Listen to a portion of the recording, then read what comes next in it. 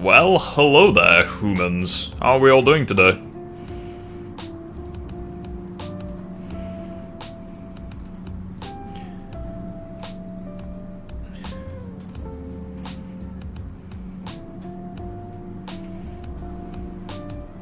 And once again, I appear to not have sounds. That's really annoying. I think I may work out why I don't have sounds, actually. Let's try work it out. I think it's because I turned notifications off. Let me just check. Fuck's notifications again? No. Aha!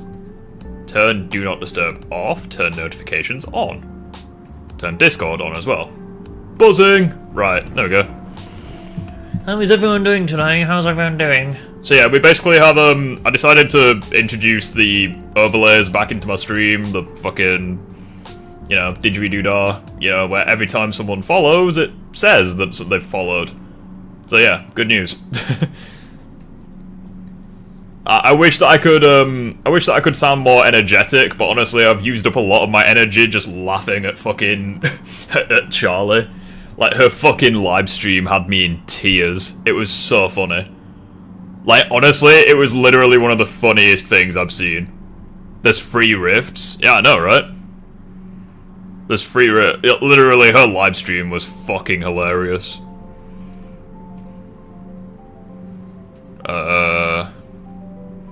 Who is this? Oh, Phoenix. Alright. The fuck is this music? This isn't my music. Way Home is my music.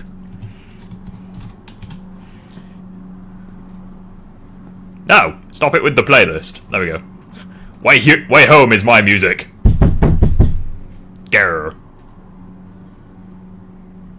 Also, if I can just arrange the camera slightly, that would be excellent. Bloop.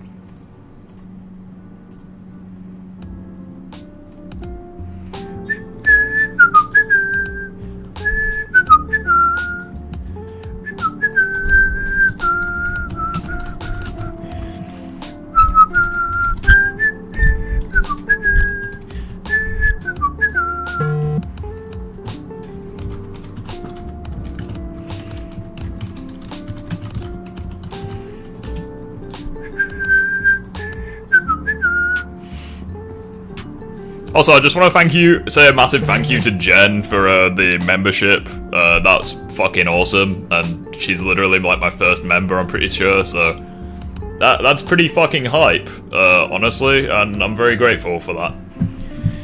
So yes, with that being said, let us progress into it.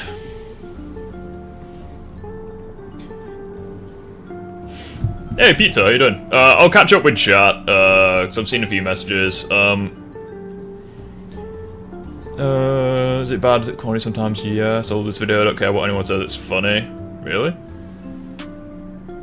I'm the biggest Raimi Spider-Man simp around, and I admit the trilogy has issues. Remember, not every Spider-Man movie is perfect. Okay, so what Spider-Man movie is perfect, then? O2 is my favourite superhero origin. Yep, I agree. Aside from Iron Man. I think Iron Man was a pretty good origin. You're going after Cosmonaut. Like, it's weird the way people phrase this. Like, people are like, oh, you go after the YouTuber. I don't think I do. Like, I just respond, I just listen to their takes and respond. But, like, the way that people say it, like, oh, you're going after him, it's like, it's almost as if I'm, like, targeting them, which, no, that's not the case. Hey, buzzing. The actual, community chat's working. No! Is it working? Phoenix! Hello. Hello. How are you? Is it working? I can hear you, so I'm assuming it's working. Okay. Alright, so what do we have? Like is it Spider-Man 3 or just Raimi in general? I think it's the entire trilogy he makes a video on. Okay. I'm here, but I'm gonna go fight the Knights. Yeah, she's gonna get penetrated against the Knights.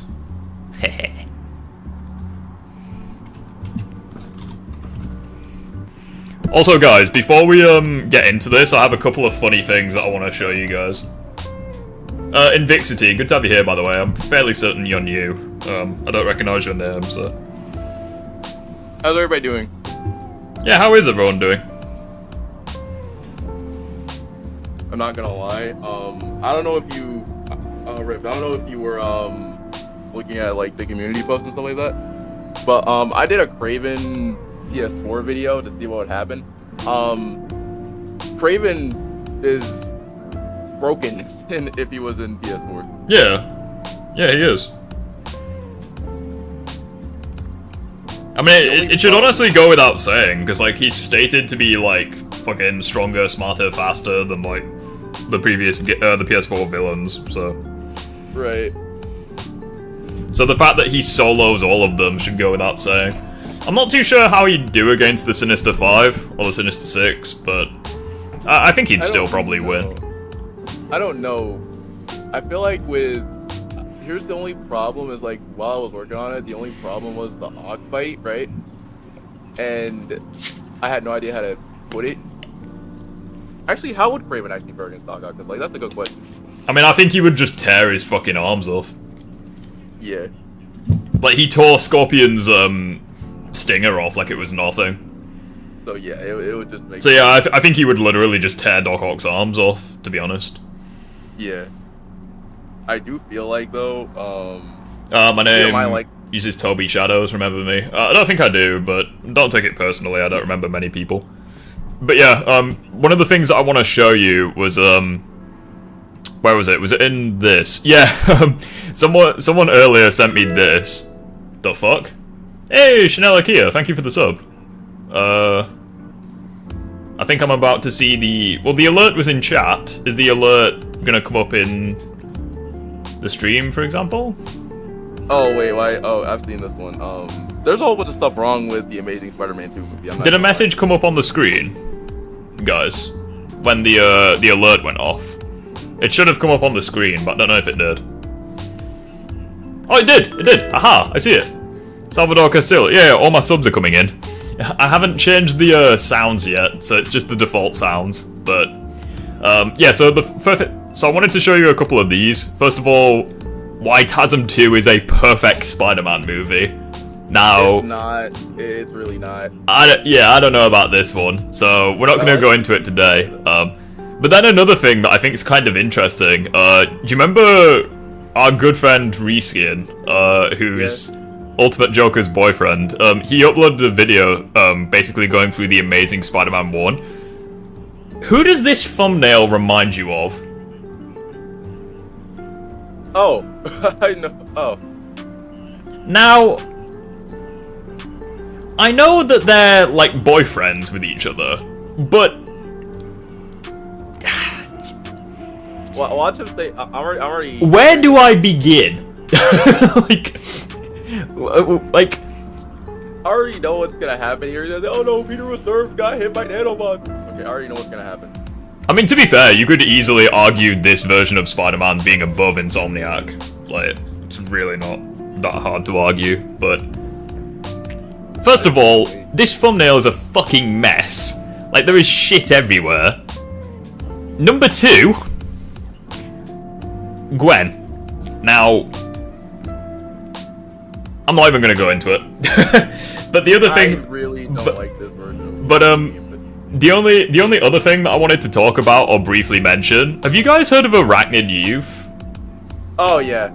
Yeah, he commented on one of my videos, and I'm just gonna let you guys read it. Can I do a F9 or F11? No, I don't think I can. How do you zoom in? Is it Control P? Yeah, there we go. Yeah. I'm just gonna sit that back. Oh, wait, I saw this comment already, yeah. This video is basically a white guy virtue signaling towards two minorities they disagree with how fictional women based on real women look in video games. Please go outside, you stank. And I responded with, this replies to a comment from a guy who used child pornographical material as an intro to a video for a toy review because they, quote, couldn't think of anything else interesting to use. I'd take it your own advice, buddy. You said that in a live stream. It was recorded. We have visual, an audio representation of that. Also, I need to control minus because my screen looks a mess. So, yeah. I've got nothing to say other than that. It's a fucking joke. I'm dog. Also, Disagreement Day is open, so if you guys want to join with a disagreement, feel free. You know, it's... Wait, hold up. I feel like, hold on. You mean that one guy who started out as a decent dude before he went into a villain arc? Yeah, like, he's like the opposite of SK. Like, SK started out a dickhead and then slowly became based. Riv has a way bigger channel than yours. Wait, what? There was someone in my chat. I mean, yeah, no shit. Yeah. But why does that matter? Like... Right, anyway, we're gonna turn off the music 'cause it's a little bit on the loud side. Also, I'm gonna make sure I can hear fucking, Let me turn my volume up for a second. Yeah, I need to make sure that you're loud enough. I don't know why. Oh, Alright. right, speak. Test. Yeah, that's good. That's good. Who keeps mentioning me? Stop it. Why do I have to... Oh yeah, it reminds me of a video that I really like. There was a video online, you guys probably know what I'm about to talk about. This guy, rigged up a goldfish tank, with, like, motion sensors, and this guy's goldfish managed to beat Dark Souls. Like, it was fucking hilarious. Okay, now that's just crazy. Oh, and by the way, can you share screen? Oh, shit, yeah. Oh, there's also this one he made. Cosmonaut made quite a few Spider-Man ones. One of them is TASM 1 and 2 is worse than you can even imagine. Which actually had more views than the Sam Raimi one, interestingly enough. There's Spider-Man Lotus, a film born from spite. Okay, Spider-Man Lotus. Oh, let's not even get into Spider-Man Lotus. Spider-Man PS4, the good, the bad, and the amazing. The highs and lows of Spider-Man. Holy shit! How many videos has he made? Jesus. I don't even know. Well, we've got the next 5 disagreement days planned out. Joking aside, I would actually give more videos to Ultimate Joker, but I kind of can't be arsed with like the drama and stuff, which is why I'm making a load of ranking videos. So it's also I need to share the screen. It's pretty interesting as well, because like my recent Dark Souls video did absolutely shit to start off with, but now it's like slowly blowing up, which honestly, thank you. I know that Dark Souls has fuck all to do with Spider-Man and stuff, but honestly, we're gonna be making another ranking video next week. We're gonna be ranking all of the PS4 Spider-Man suits. So yeah. Oh, that's gonna be amazing. That's gonna be a pretty cool video. At first I was gonna rate like all 113 suits across all of the games, but then I thought, no, I'm not gonna do that. One, because fuck that, it would take too long. And number 2, because YouTube actually rewards you for breaking up large videos into small ones.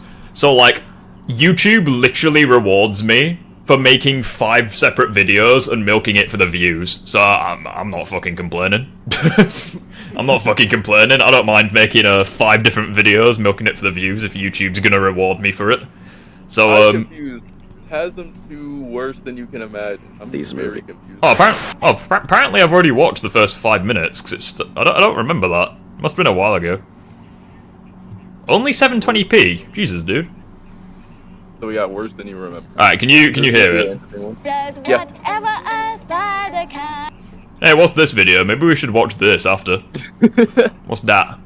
What's that? It's a pretty cool one. I love the fact that I can see my own fucking videos in like the recommended. Like if I was watching on my alt account, it would make sense, but no, I'm legit watching it on my. It just feels so weird watching your own video. It's like, hey, you can watch your fucking live stream. It's like, really? Really? Wow. Is the volume okay? Yeah. Whenever I post a video at least partially related to I was gonna say it's at max volume, so if you can't hear it, then sucks to suck, I guess. I can't do anything about it. Spider-Man, I always get vultures flying down yelling at me about how Homecoming isn't that good. Spider-Man... Homecoming is pretty shit, not gonna lie. Yeah, I think the only like good villain was Vulture. I'll say no. I think Vulture's overrated as a villain. I think that the entire Sam Raimi Spider-Man trilogy and TASM 1 are better than Thingamajig. I do. Raimi suit is objectively the best suit in the PS4 game. Fair enough. Hot take: the Across the Spider-Verse suit sucks in Spider-Man 2. Yeah, I guess. Happy almost Pride Month. Not gonna lie, I'm gonna be very careful how I say this, but I just really don't like, you know, like these months that we get, and like these days. You know, like where it's Yeah. You know where it's like, oh, Pride Month, Black Lives Matter Month, or Black Lives Matter Day, or whatever. I need to be really careful how I say this, but I really hate that they exist. And the reason for that is because surely the whole point of equality is that everyone's equal, but I just don't understand why, like, certain groups have, like, 1 month dedicated to them, but then the other 11 months aren't. It's like, either you're saying that... very confusing, it's like, to be honest. because you can take it in two directions. Right. Either you're saying, 1, homosexual people are only appreciated for June, and then they can go fuck themselves for the other 11 months.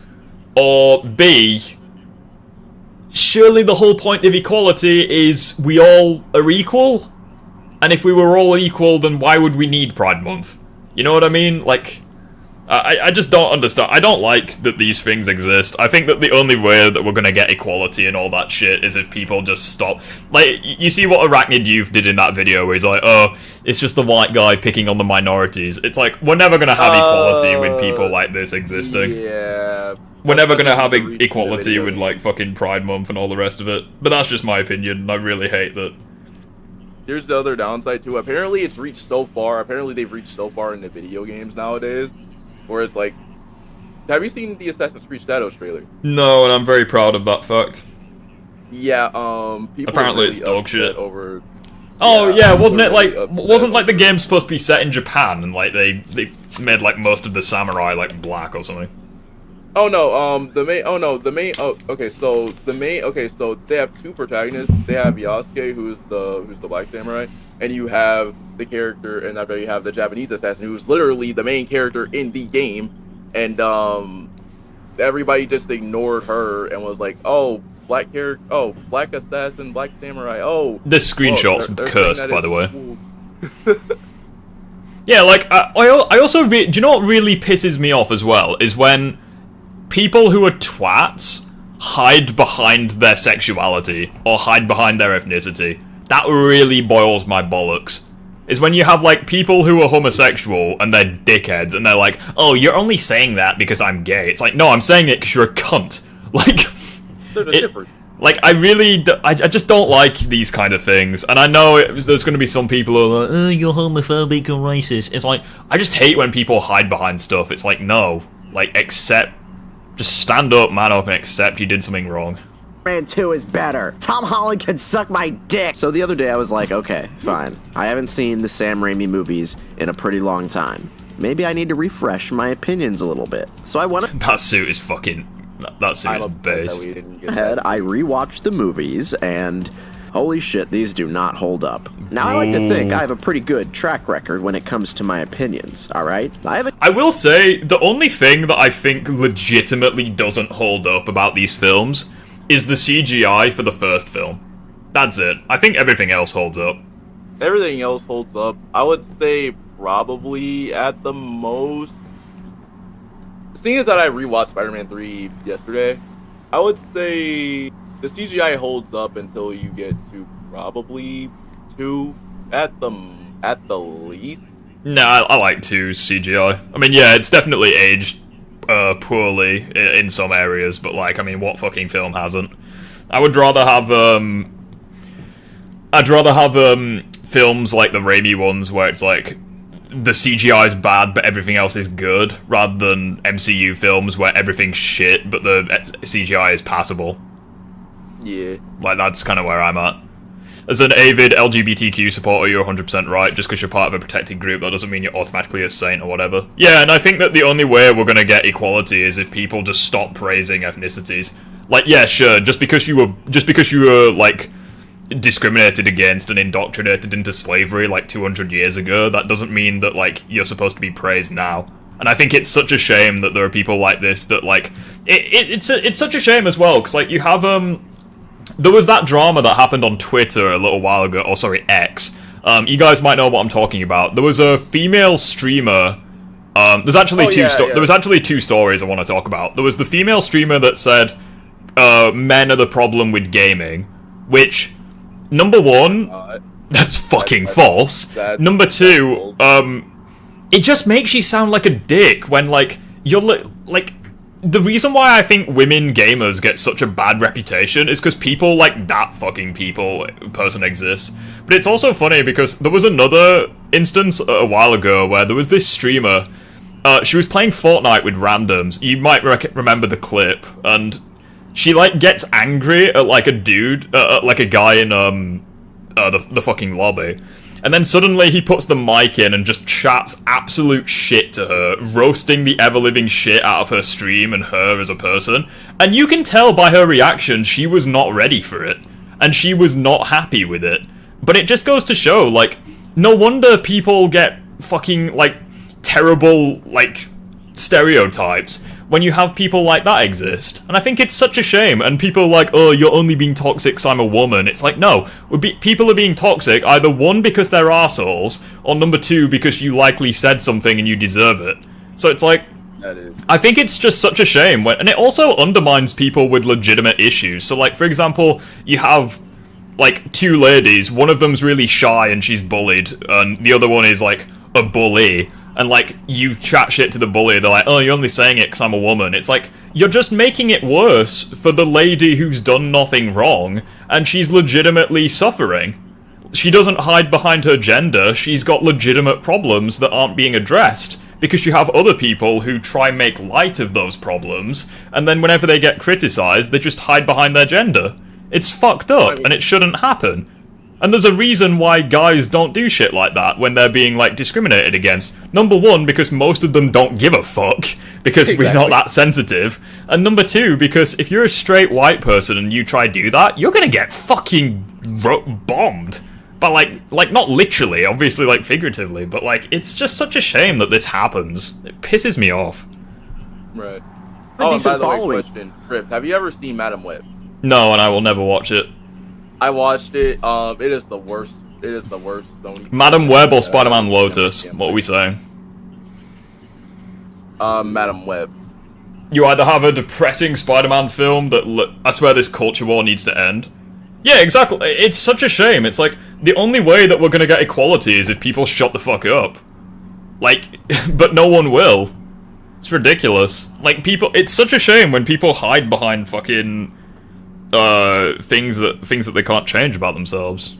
It just gives people a bad it gives people a bad rep.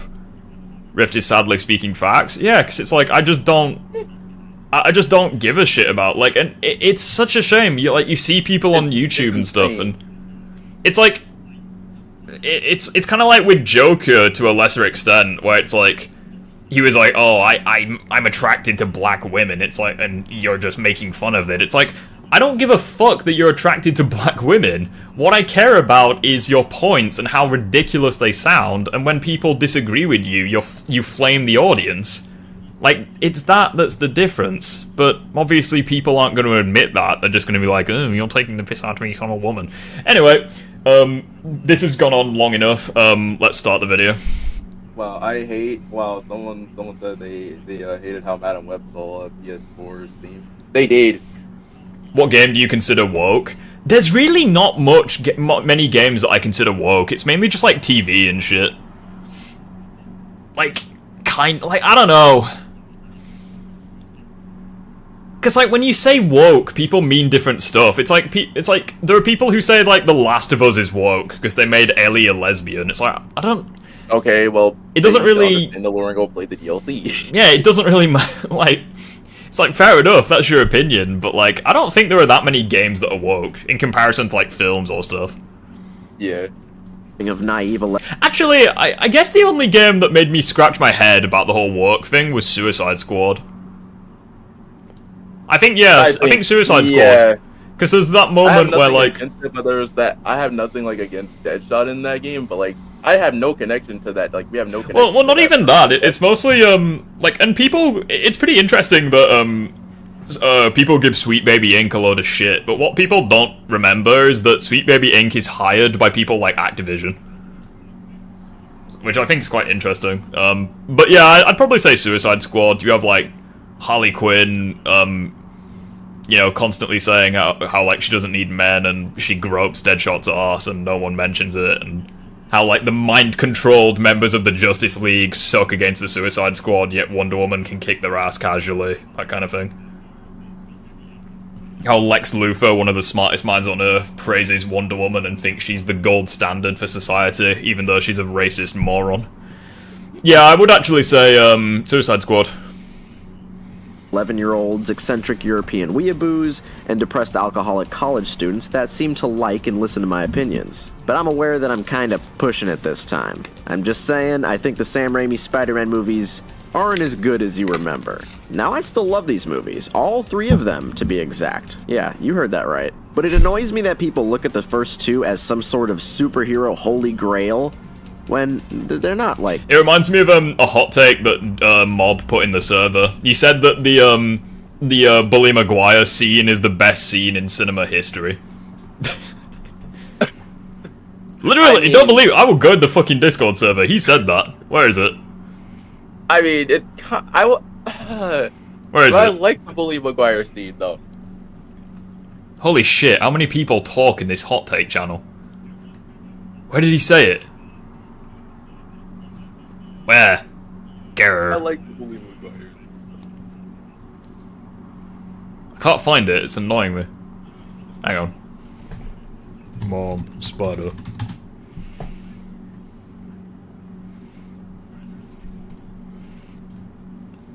Why did my posts come up? Anyway, irrelevant. really that good anymore. So let's look at all 3 of these movies Oh, and before see we why keep they going, did you hear really about don't Black Ops hold up and 6? are kind of... You want to? Did you hear about Black Ops 6? I'm not. Why? What did they say? Or what was said? They dropped the teaser trailer like a couple. We haven't even got Black Ops 5 yet, have we? No, wait. I think. Unless Yeah, we Cold have. War counts as Black Ops 5, but I think Cold War is Black Ops 5. fair enough. of a little bit, just a little bit of a mess. And yeah, I know everybody says Spider-Man 3 is the worst one, but if you ask me, all 3 of these movies are basically the same. Chat, what is your favorite? What is your favorite film from the Sam Raimi Spider-Man trilogy? Spider-Man 2. And why? There's actually an interesting comment. I'm not gonna go into detail in this because it's gonna be featured in next week's Spider-Man hot take video. But Spider-Man 2, I think, is the best, but I have to be in a certain mood to enjoy it. Because, like, the first hour of the film is fucking depressing. Like, he just can't catch a break at all. Like, it is hard to watch. So, like, if I'm in the right mind, I'd say 2. But if I had to pick one right now, it'd be Spider-Man 1. I have to go with 2. It's just a masterpiece all around because, like, we get to see Peter, like, we get to see, like, Peter outside of, like, we get to see Peter, like, taking a break for a while. Yeah. Even though I know there was, And like, I'll a whole elaborate bunch more of on stuff that later. in there But that for was, now, like, let's start at the there, beginning. but it was just- Let's start with Spider-Man 1. The amount of Spider-Man freeze I'm seeing right now is concerning. So the first thing we're greeted with is a corny narration by Peter Parker, played by good old American sweetheart Tobey Maguire. And this Tobey is the Maguire. one thing that I hate the most about the Spider-Man trilogy. I hate Tobey Maguire. Ever since I was a kid, I never really saw him as my definitive Peter Parker. He's kind of meek and wimpy, and that's supposed to be Peter's personality at first, but he never really gets over it. Even when he's Spider-Man, I still want to kick his ass because he's a huge dork. Isn't that kind of the point, though? That's the point. It's you who's out, Gobby. Out of your mind. And sometimes I mean, that's a decent quip, like... Yeah. Can we just... It's his first time also, ever meeting him. I don't want to talk about quips, because I know that's a fucking gold mine that people don't like. Toby didn't quip enough. I think the some quips that he had were fantastic. Like that one, like, it's not aged all that well, but the one where he's like, "That's a cute outfit. Did your husband give it to you?" Like That one is so good.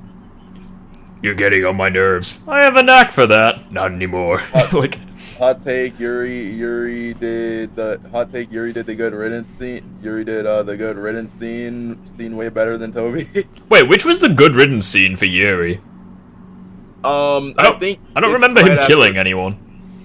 I think if you do all the hunter bases, if you Oh, yeah, where he's Hunter like good bases, riddance, the like from the fight city kind of yeah. thing. Maybe. I think it would have been better if he said it to like an actual character, like not just like random ass hunters. Yeah. I would have honestly liked Toby's this to, performance killed is Kraven just instead. really. If you think this Peter is bad, wait until he watches Disney Spider-Man show. Well, I mean, he thinks that Andrew Garfield's is even worse, so I don't really know which Spider-Man he likes. Maybe Spectacular and TASM. Not TASM, Amazing Series. No, Animated Series. Nailed it. really bad. There are some actors doing a really good job in these movies, so you really notice when somebody isn't doing that great of a job. Who am I? You sure you want to Willem know? did a great job Blech. in these Also, with the movies. mere six I mean, I feel like... I don't really know. I feel like criticizing the actors is a bit, like, he's not awful. Like, Yeah. minute mark, we are shown the greatest character in the entire trilogy, Willem Dafoe as Norman Osborn. I'll get more into him later, though. For now, what do you guys think of that? Is Green Goblin the best character in the trilogy? I want to say Doc Ock is, but like, I feel like it would be Goblin, because Otto's only in it for one film, but like, yeah. that's kind of... I don't know. But they brought up Goblin like millions of times, which Fair take, but Like, no. if you Wait, watch what do you mean? What do you mean fair Spider-Man take, but no? What did I say? Yeah, I say so much random shit. You're gonna have to narrow it down a little bit. let's look at how I think Harry it's not the Green introduced. Goblin. But like, if you really look at it, Green Goblin was like This brought up fucking in image is Spider-Man. cursed. He looks like a PS1 character. He looks like PS1 Ron Weasley. Oh Jesus! Is he a solid, a liquid, a gas? I'm 50-50 on all of them. Green Goblin always scary. Yeah, true. Is his dad. Peter, may I introduce If this video wasn't 720p, we might actually would- get a good look at the characters, but... Yeah. father, Norman Osborn? Why would and you by the introduce way, your dad questions by may his? sound weird, but I feel like Insomniac is probably going to take like a lot of stuff from Willem Dafoe's Goblin, because like I'm worried. Yeah. When she asked you to join her upstairs. His full name. That's kind of weird, but whatever. Who do you think is the best character then, Spider-Zode? I think it's either Goblin or Peter. Or JJ. Depending on... I would say it's Goblin. I mean, if you want to unironically say it's J. Jonah Jameson, I won't hold it against you. But I think it's either Peter or Goblin. Also, look at these high school students. Now, I know a lot of movies have people who aren't really playing their age, but this is kind of ridiculous. You see? Yeah, like, if it's Peter or Goblin, I think that's a fair take. I feel. I think that's a fair... mm, Either that or J. Jonah Jameson, just for the memes. Yeah. This guy, that's supposed to be their teacher. He's younger than they are. I gotta say, though, I love how every line this man says is whispered and sounds very aggressive and threatening. The next person who talks will fail this course. I kid you not.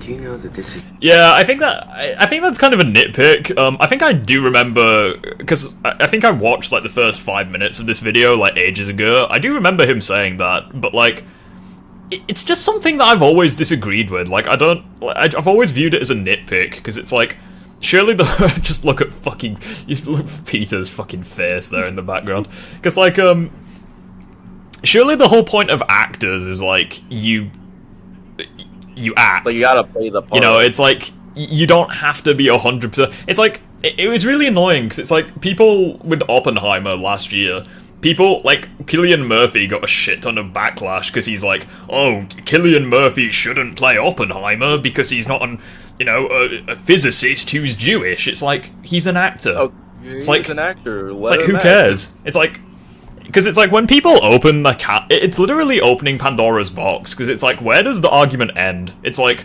Exactly. It's like, for Iron Man, do they have to cast an actual genius with technology? With zombie No. movies, do they have to cast actual corpses? Actually, fun fact about the Iron Man movie: Robert Downey Jr. was arrested before he actually got the part. Yeah. He literally had the biggest 0 to 100 life. Like, he was a mess, and then he turned it around. Why did they bring Twilight and a Spider-Man debate? like I think they were the point that he was making is the actors look far too old to be playing teenagers. That's the comment that they're making. I mean, Tom Holland was like 21 playing Spider-Man. Yeah, because like these guys are like I think I can't remember how old. I'm pretty sure Tobey was like 27 when he made this film. So yeah, they're like 25, 30, like posing as teenagers, but like they're actors. Who cares? Largest electron microscope on the eastern seaboard. You were talking throughout that woman's entire presentation. So anyway, the spider. Look away if you have arachnophobia. Hang on, I want to get it on the. Oh bollocks! I've done that wrong. so anyway, Peter. He looks. Oh. Oh, I'm just gonna make everyone uncomfortable real quick. I didn't even see that. Like whenever I first watched it, I'm just gonna make it. I'm gonna make everyone uncomfortable real quick. No, but yeah, like I don't understand why people are like that. Like, oh, you know, you have to have actual teenage. Oh, that's making me uncomfortable now. I have arachnophobia. Yeah, interestingly enough about these films, I think what makes them really unique is just the amount of work that went into it. Because, like, you guys probably are aware of, like, Doc Ock's arms being, like, fully, practical and stuff. I didn't know this, but they actually, this spider is real. Like, it's not CGI. They trained Wait, this is real? This is real. They trained the spiders to do this. No idea how. Tell me that. No idea. I promise you, Google it. This is real. It's a real spider. Wait, so you mean to tell me that Tobey got bit by an actual He got bit by an actual spider. I don't know if it was Tobey himself, but the spider, the eyes look cute. They are pissed. Like, he looks so cute. No, I promise you, seriously, I'm not bullshitting. Google it. They literally, they used real spiders. Alright, we're gonna brown recluse, and then that's making me a bit too uncomfortable. We're gonna move past he that. dies peacefully in his sleep. So in the next scene, we get the beginnings of Norman Osborn's super villain. I thought it was a myth. No, I promise you, it's real. Literally, Google it. There's literally a scene with like Tobey giving an interview where he's literally like freaked out or something because of like how good the spiders act. Origin story. Which is actually pretty interesting because this film came out the same year as Harry Potter and the Chamber of Secrets, and the exact opposite happened there, where like the animatronics were so good that the actor who played Dumbledore legitimately thought it was a real bird.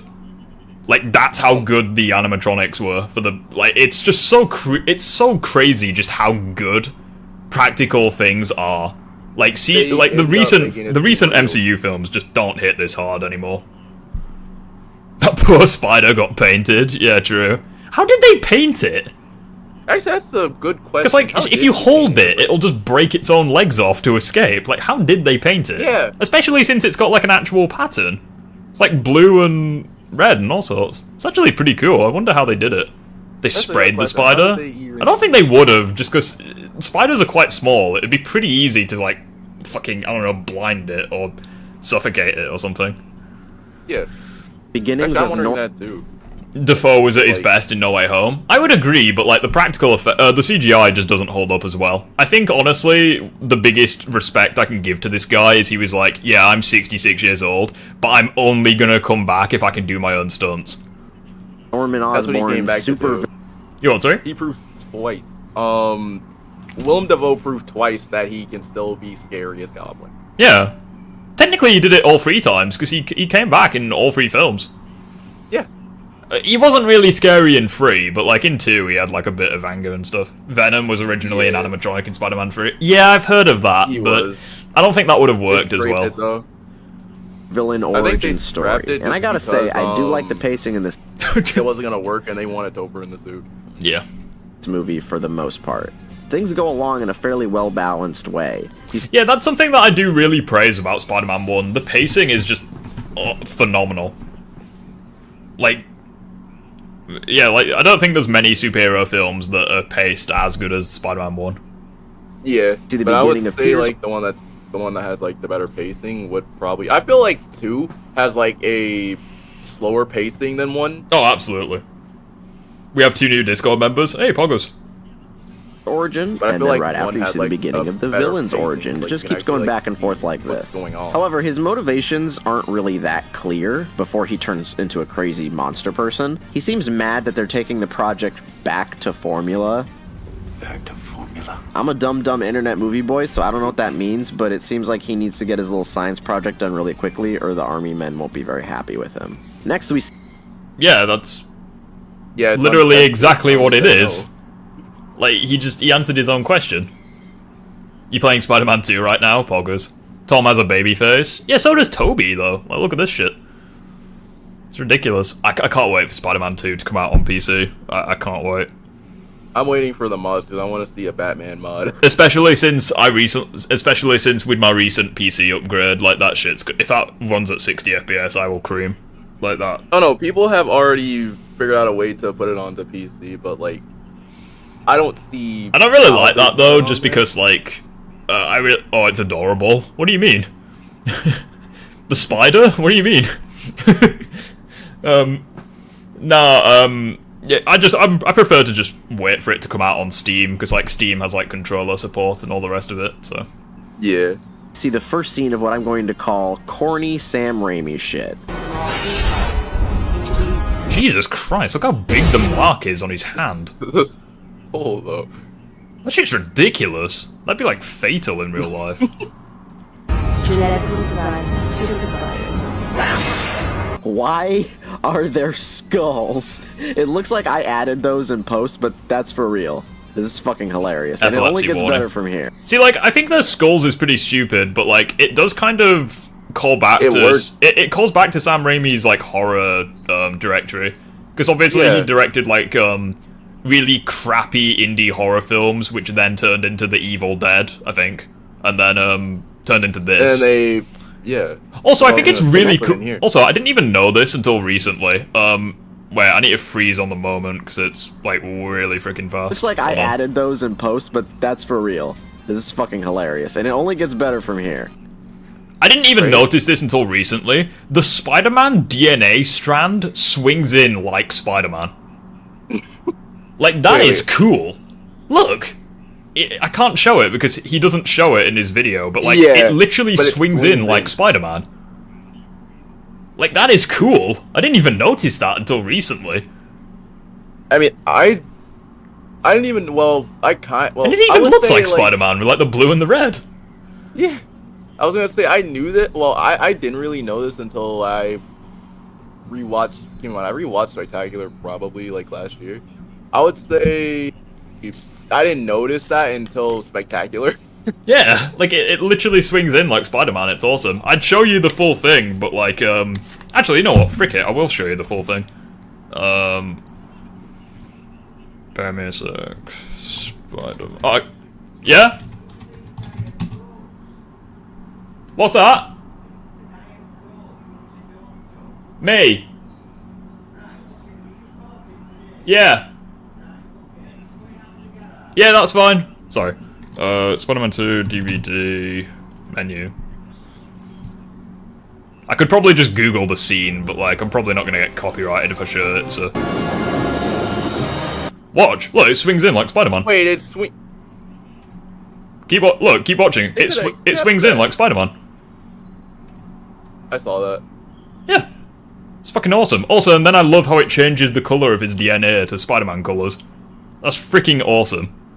They could have kept that. Why didn't they keep that? They did. Oh. It's literally in the film. Oh. It's just the reason why he cut it out of his video, but it is in the film. Like, it's awesome. Okay, I was gonna say because like The I next feel like scene they is- should have at least like had the web in their swing, but like that wouldn't make any sense for the DNA. Yeah. Also, I think it's pretty. Those in I post, think it's but pretty that's for interesting that real. like he complains about the other stuff, but like this shit, this is fucking imagery, hilarious. like that is good. It looks so good. It right looks there. That's the so only- good. It literally looks like something out of Doctor Strange, and it came out like Right. 14 years earlier. I love how there's like spiders crawling around his Just crawling I want around to say the here. veins, but it's probably not. And it only gets better from here. The next scene is even funnier. Norman goes ahead. Do you know what would have been really cool as well in Spider-Man 2 if, like, there's, like, that one scene where, like, he throws away his costume and he's walking away. Imagine if we got another scene like that where just all the spiders are just dead, like, in his body. Like, that would be, like, really dark if we got that. Like, all the spiders It are would just, be like, curled so up. weird. Just killed him and stuff like that. I Yeah. was like, bruh. Head and decides Even if people didn't find out the actors being racist, the movie will still be ass. The fans would eat it anyway. No, the amount of backlash to Spider-Man Lotus was insane. So It was insane. Lotus. Lotus is horrible. it looks really I only good. saw, Yeah, like 20 minutes, but it looks really good. it's so weird how like the live action stuff has aged poorly with this film, but the animated stuff has aged like wine. Didn't expect that, but anyway.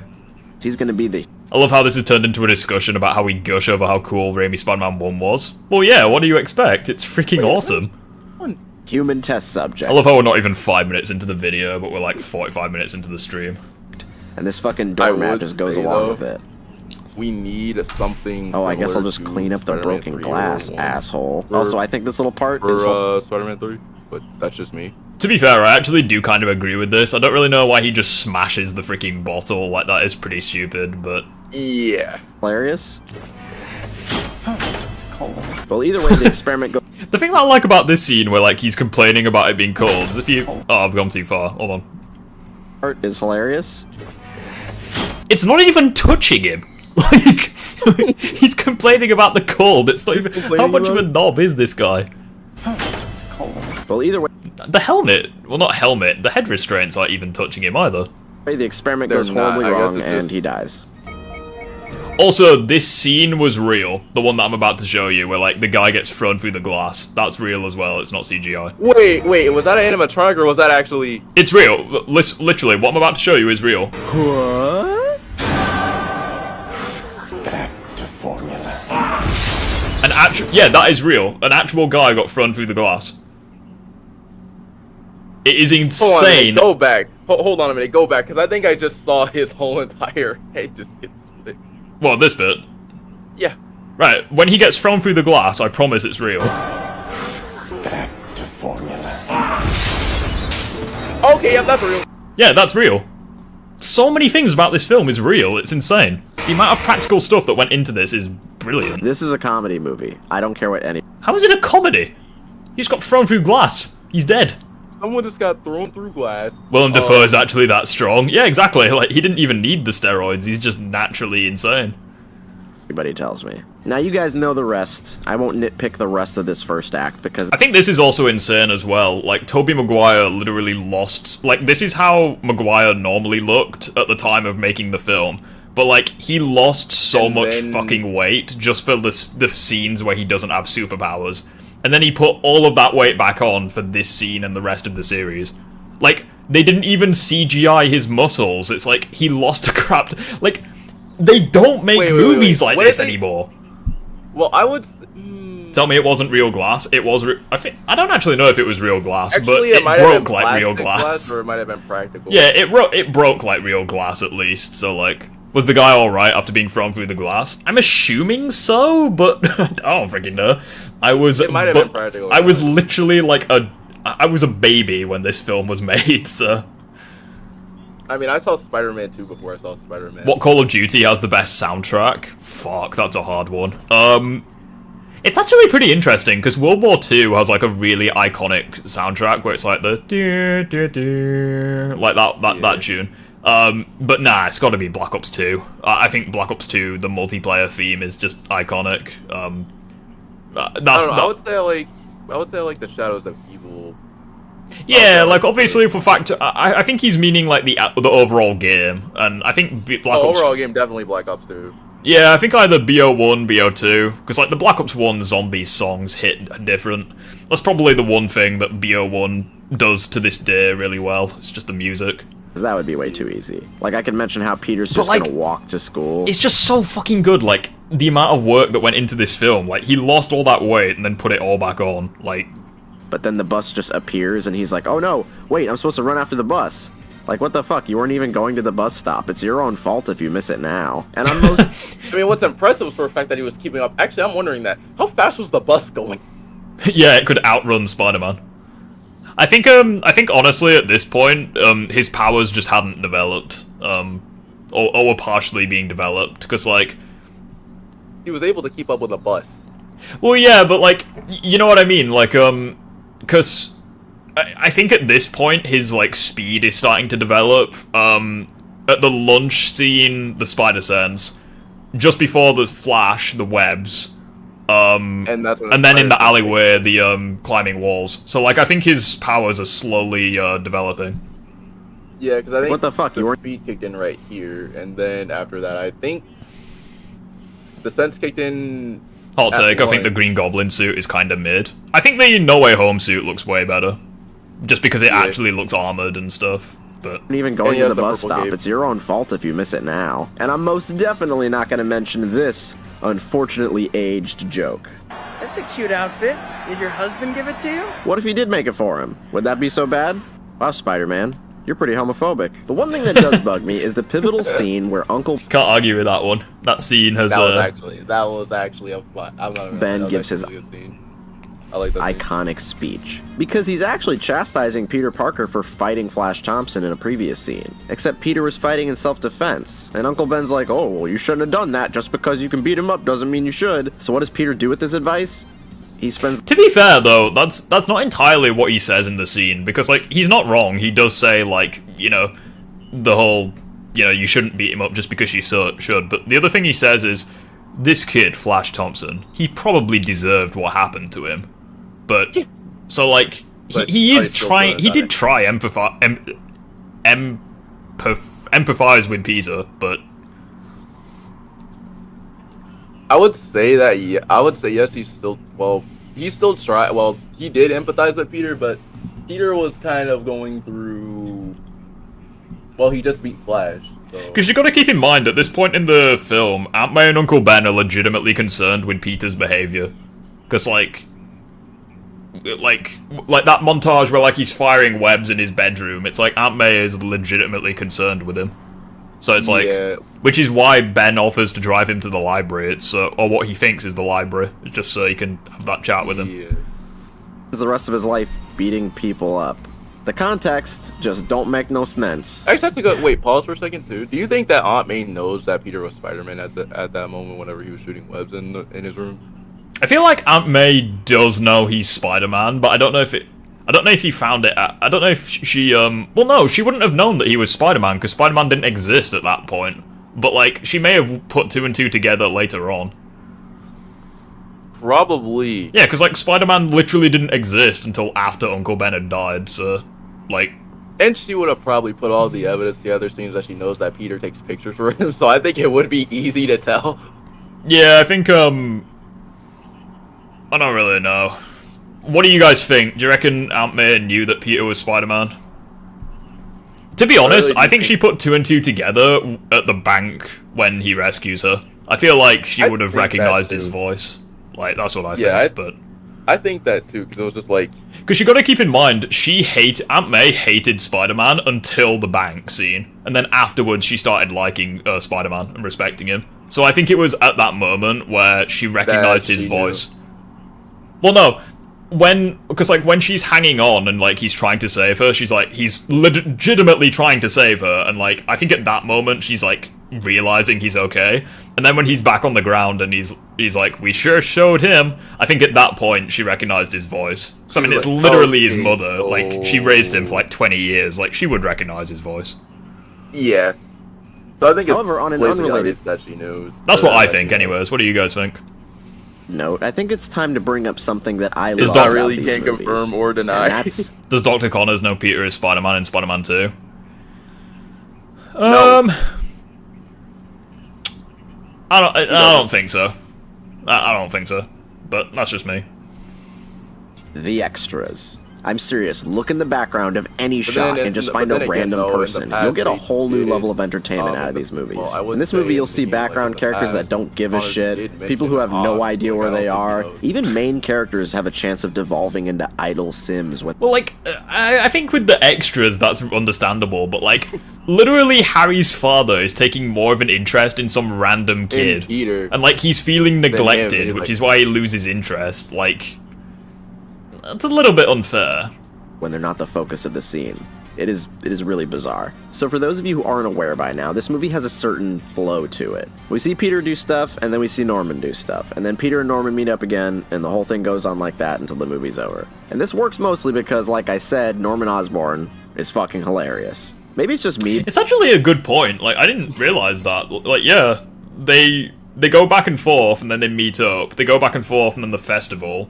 They go back and after they meet forth, up and again, then they go back and Thanksgiving. forth Then they go back after and forth, fire. and then they have the final battle. Fucking hell, this And- film's gorgeous. But every scene with him makes me I laugh. feel like Goblin did hit a lot more times in He this could be doing movie something than- completely normal, than, and it's still hilarious to me. Harry and- It's like Willem Harry Dafoe is an Peter. alien pretending to be a human. Peter, the Science Award. That's terrific. Yeah.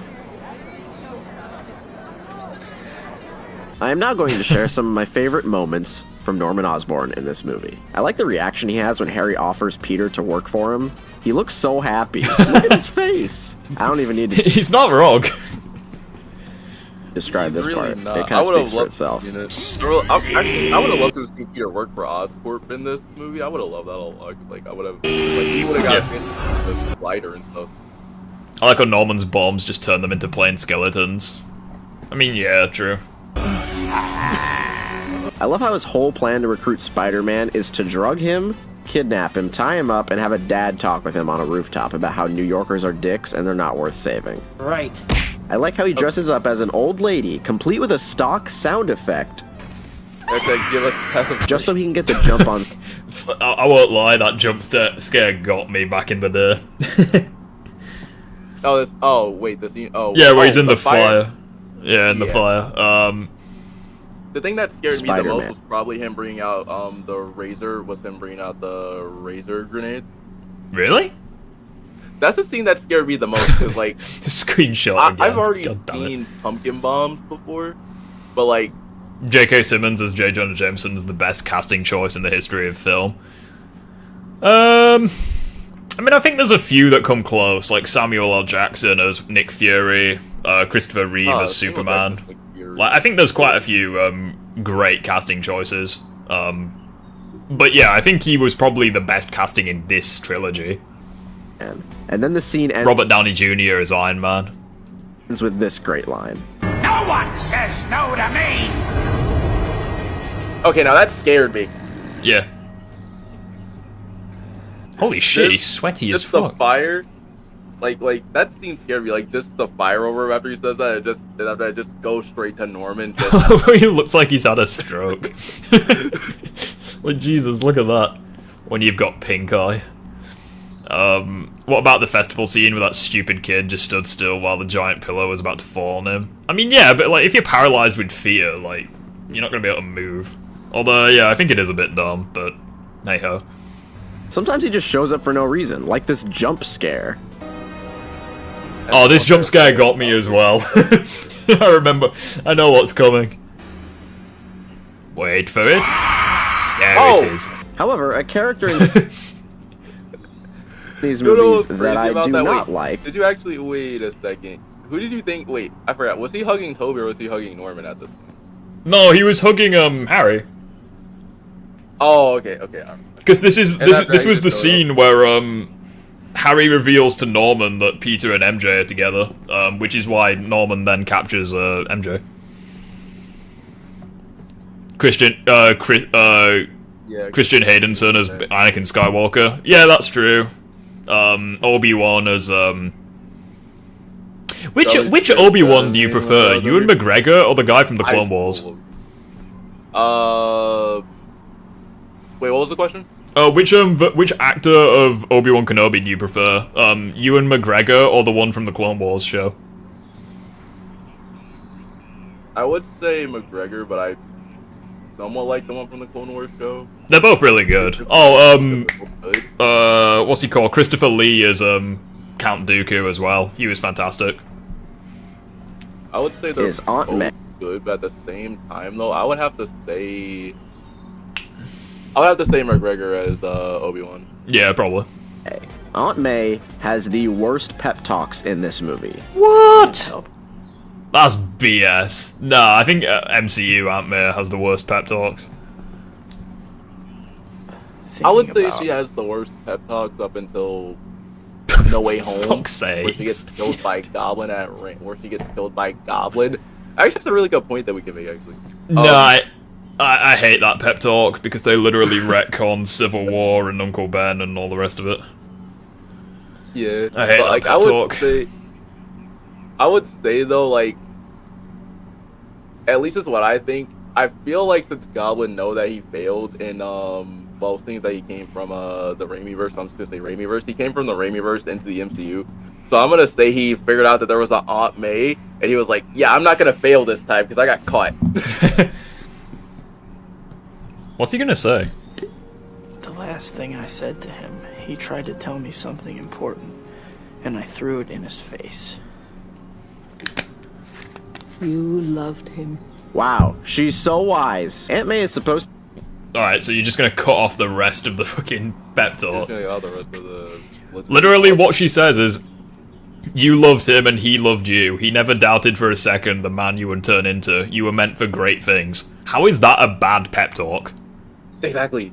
And you gotta keep in mind as well that they're both grieving. Like, she's not gonna want to sit down and chat to him for freaking hours. She's gonna want to have some alone time as well.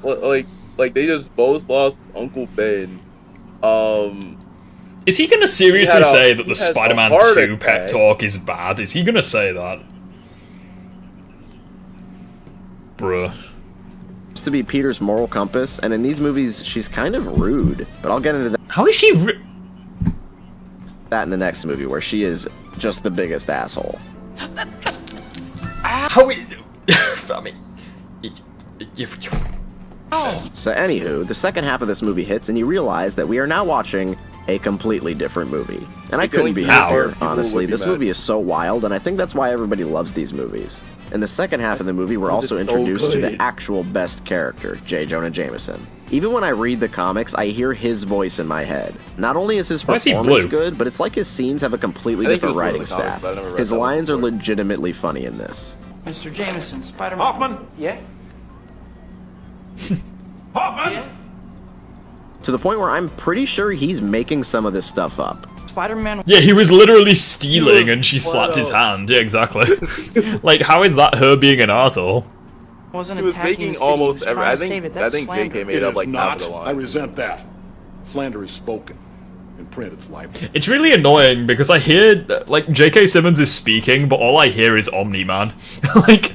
It's terrifying because like, it's really annoying how, like, Jameson, you can turn your brain off and just hear different characters. It's really concerning. I don't know. I feel like here's the thing. Like, whenever he plays Omni-Man, I don't hear Jameson for some reason. I don't. If you no, but can you hear Omni-Man when Jameson's speaking? Yes.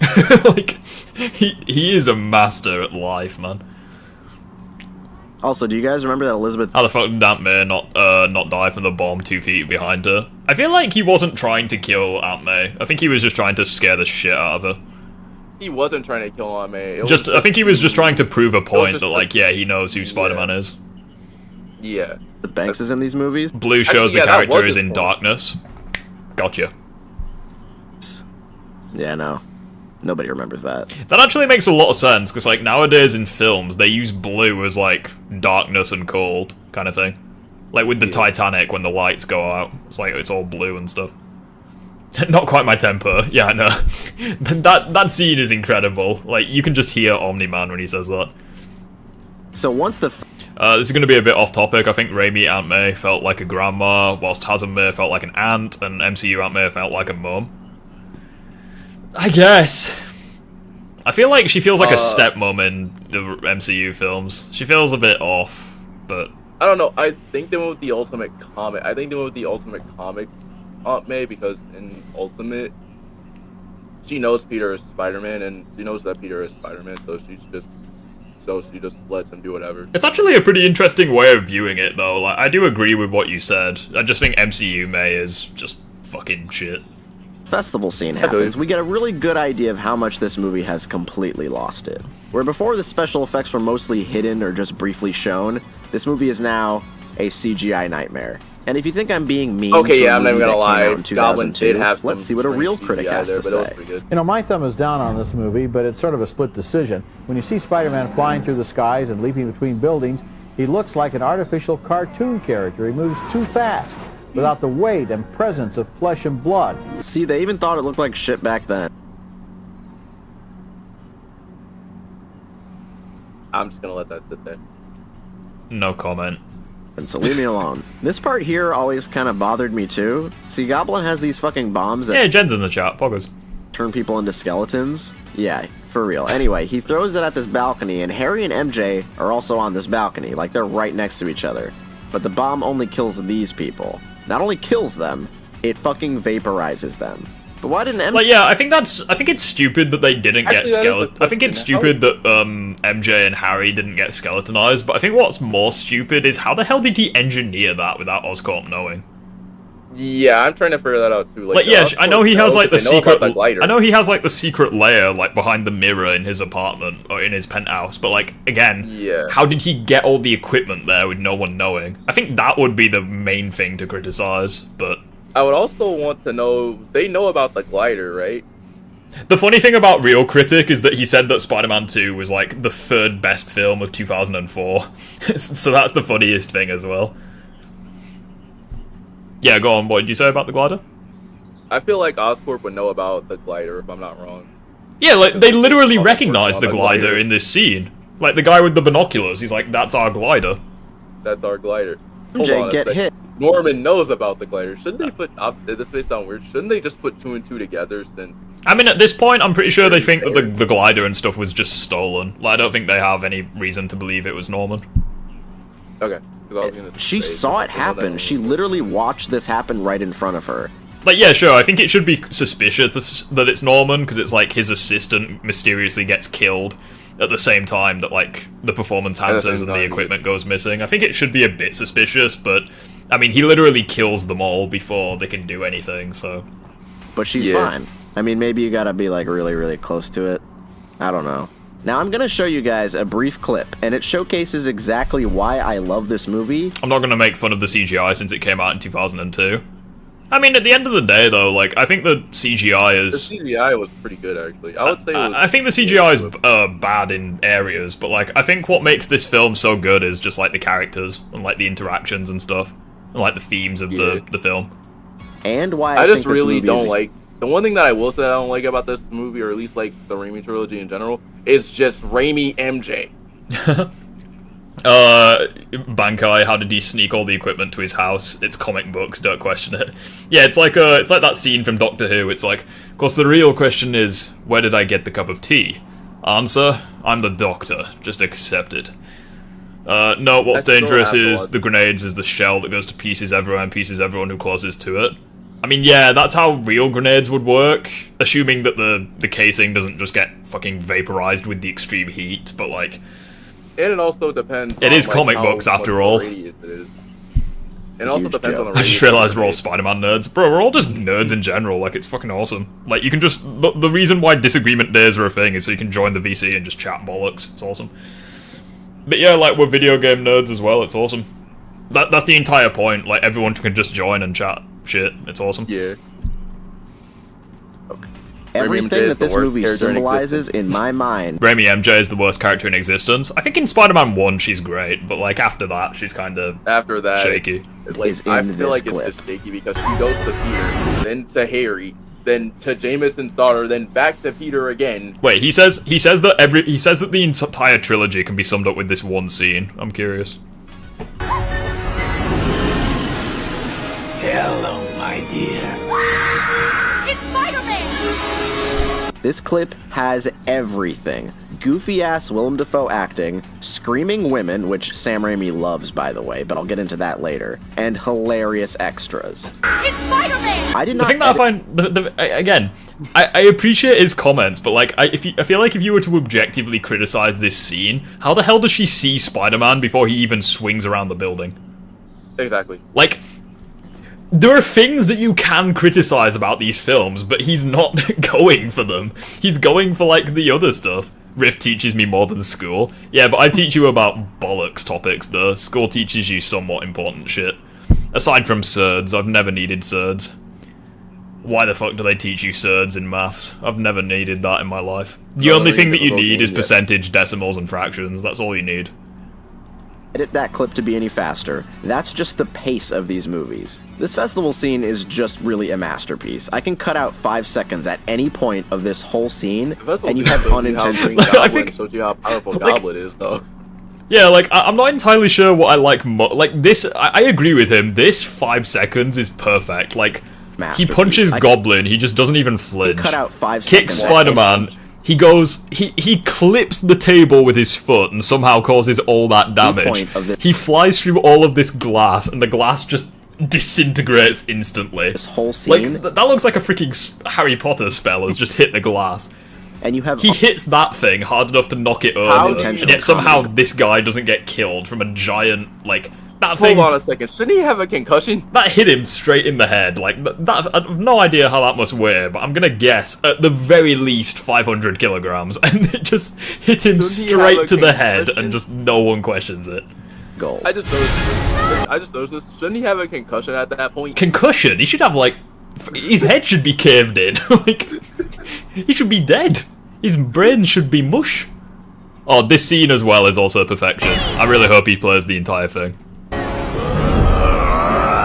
Hold it right there! I surrender! Oh, he is. Oh boy. So the scene ends with a nice 1-2 punch. First, we get one of the funny. Like I think it looks goofy in a film, but like that would make perfect sense if it was a comic book. Like one page where he's like, "I surrender." The next page, oh boy. Like, lines in the movie.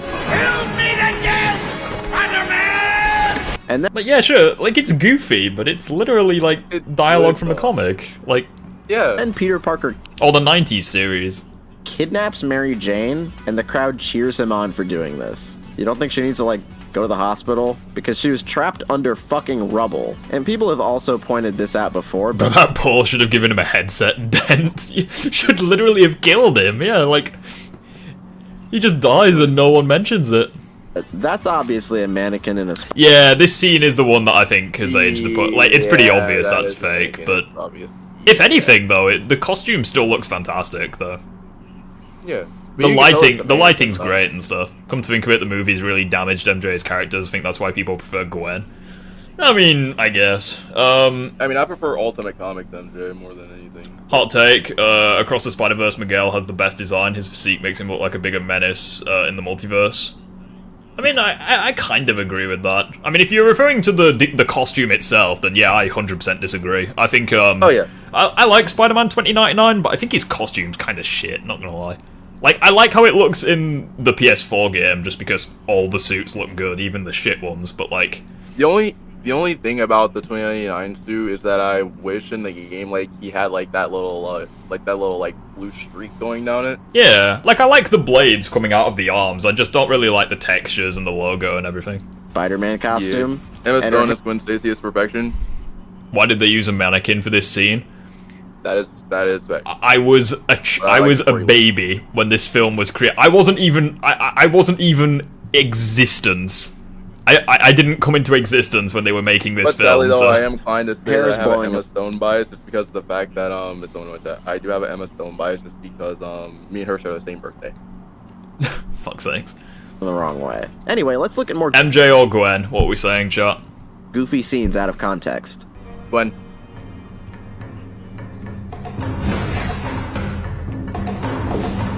I'm right here. This movie is so fucking funny. It's pretty clear that this movie is the goofiest thing to be put on film in the year 2002.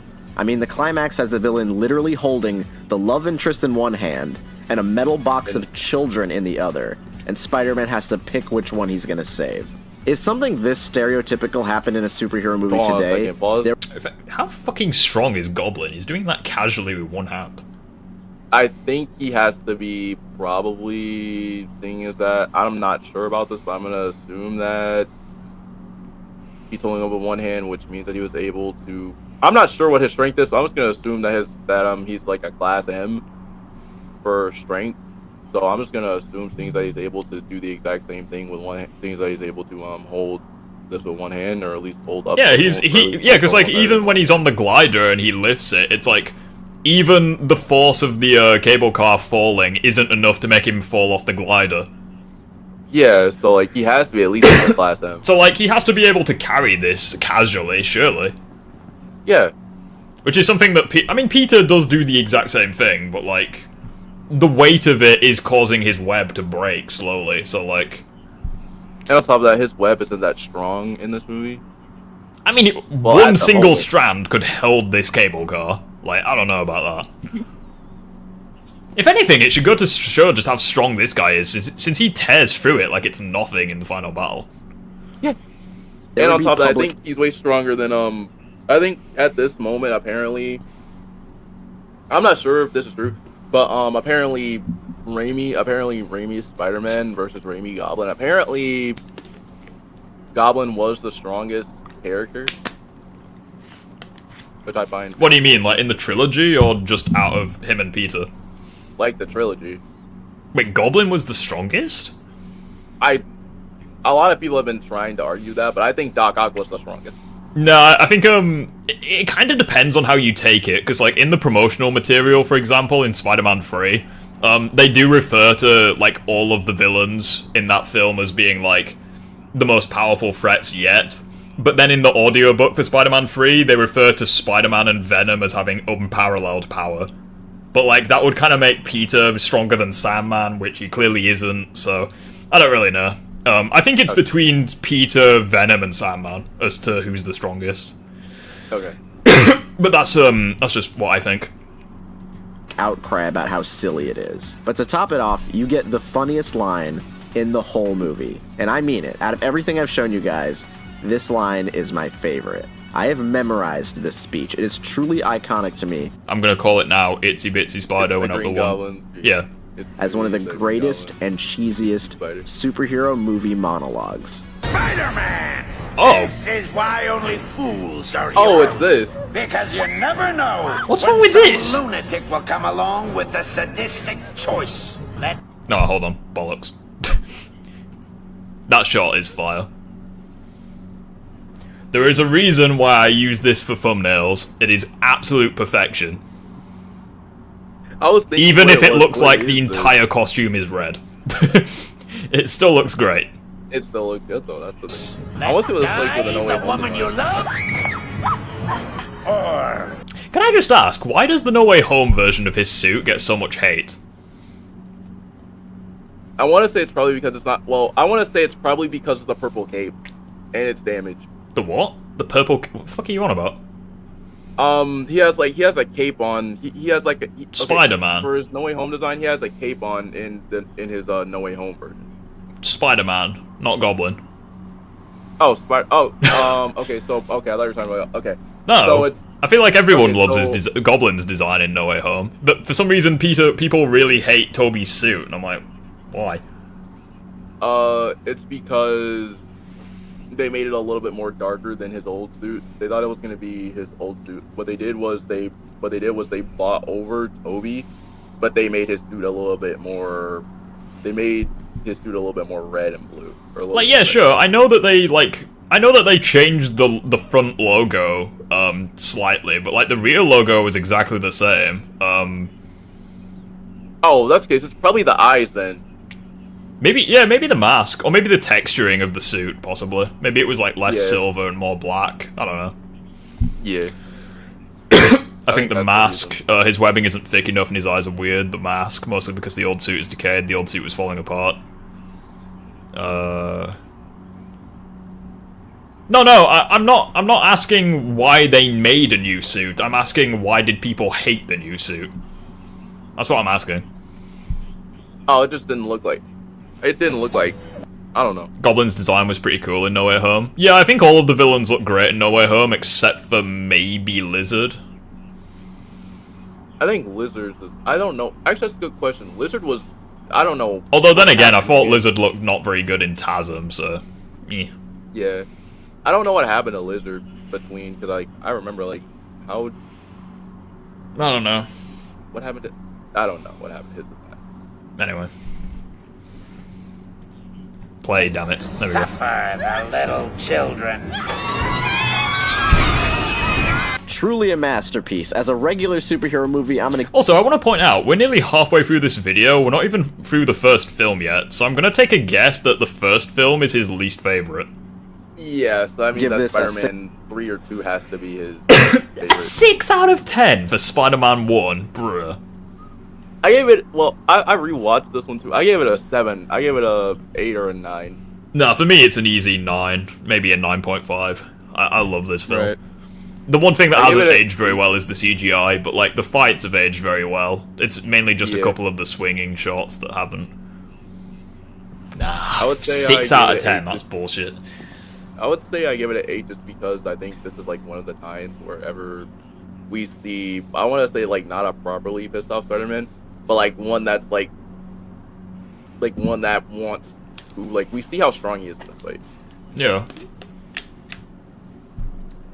The only 6 out downside of is 10. like But as a comedy, 10s across the board, baby. was actually winning the fight. Yeah. It's not even a comedy though, like I don't know why... I mean, fair enough, if he finds them funny, then I guess, but like... Comedic gold. Don't tell Harry. I'm probably opinion, most What's Spider-Man funny fans like about Tobey more than that? others.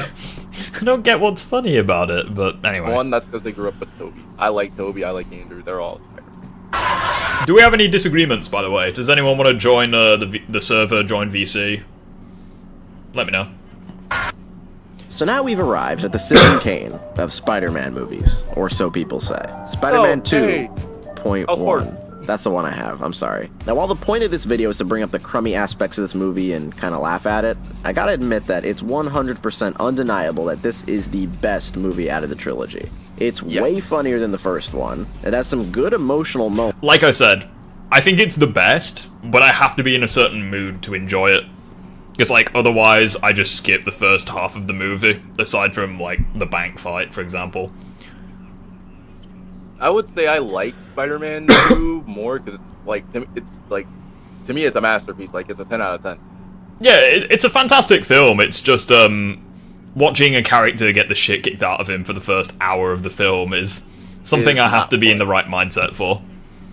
Moments, and it's pretty exciting to watch, but it still has dumb shit. So, let's start off with another Peter Let's hear it.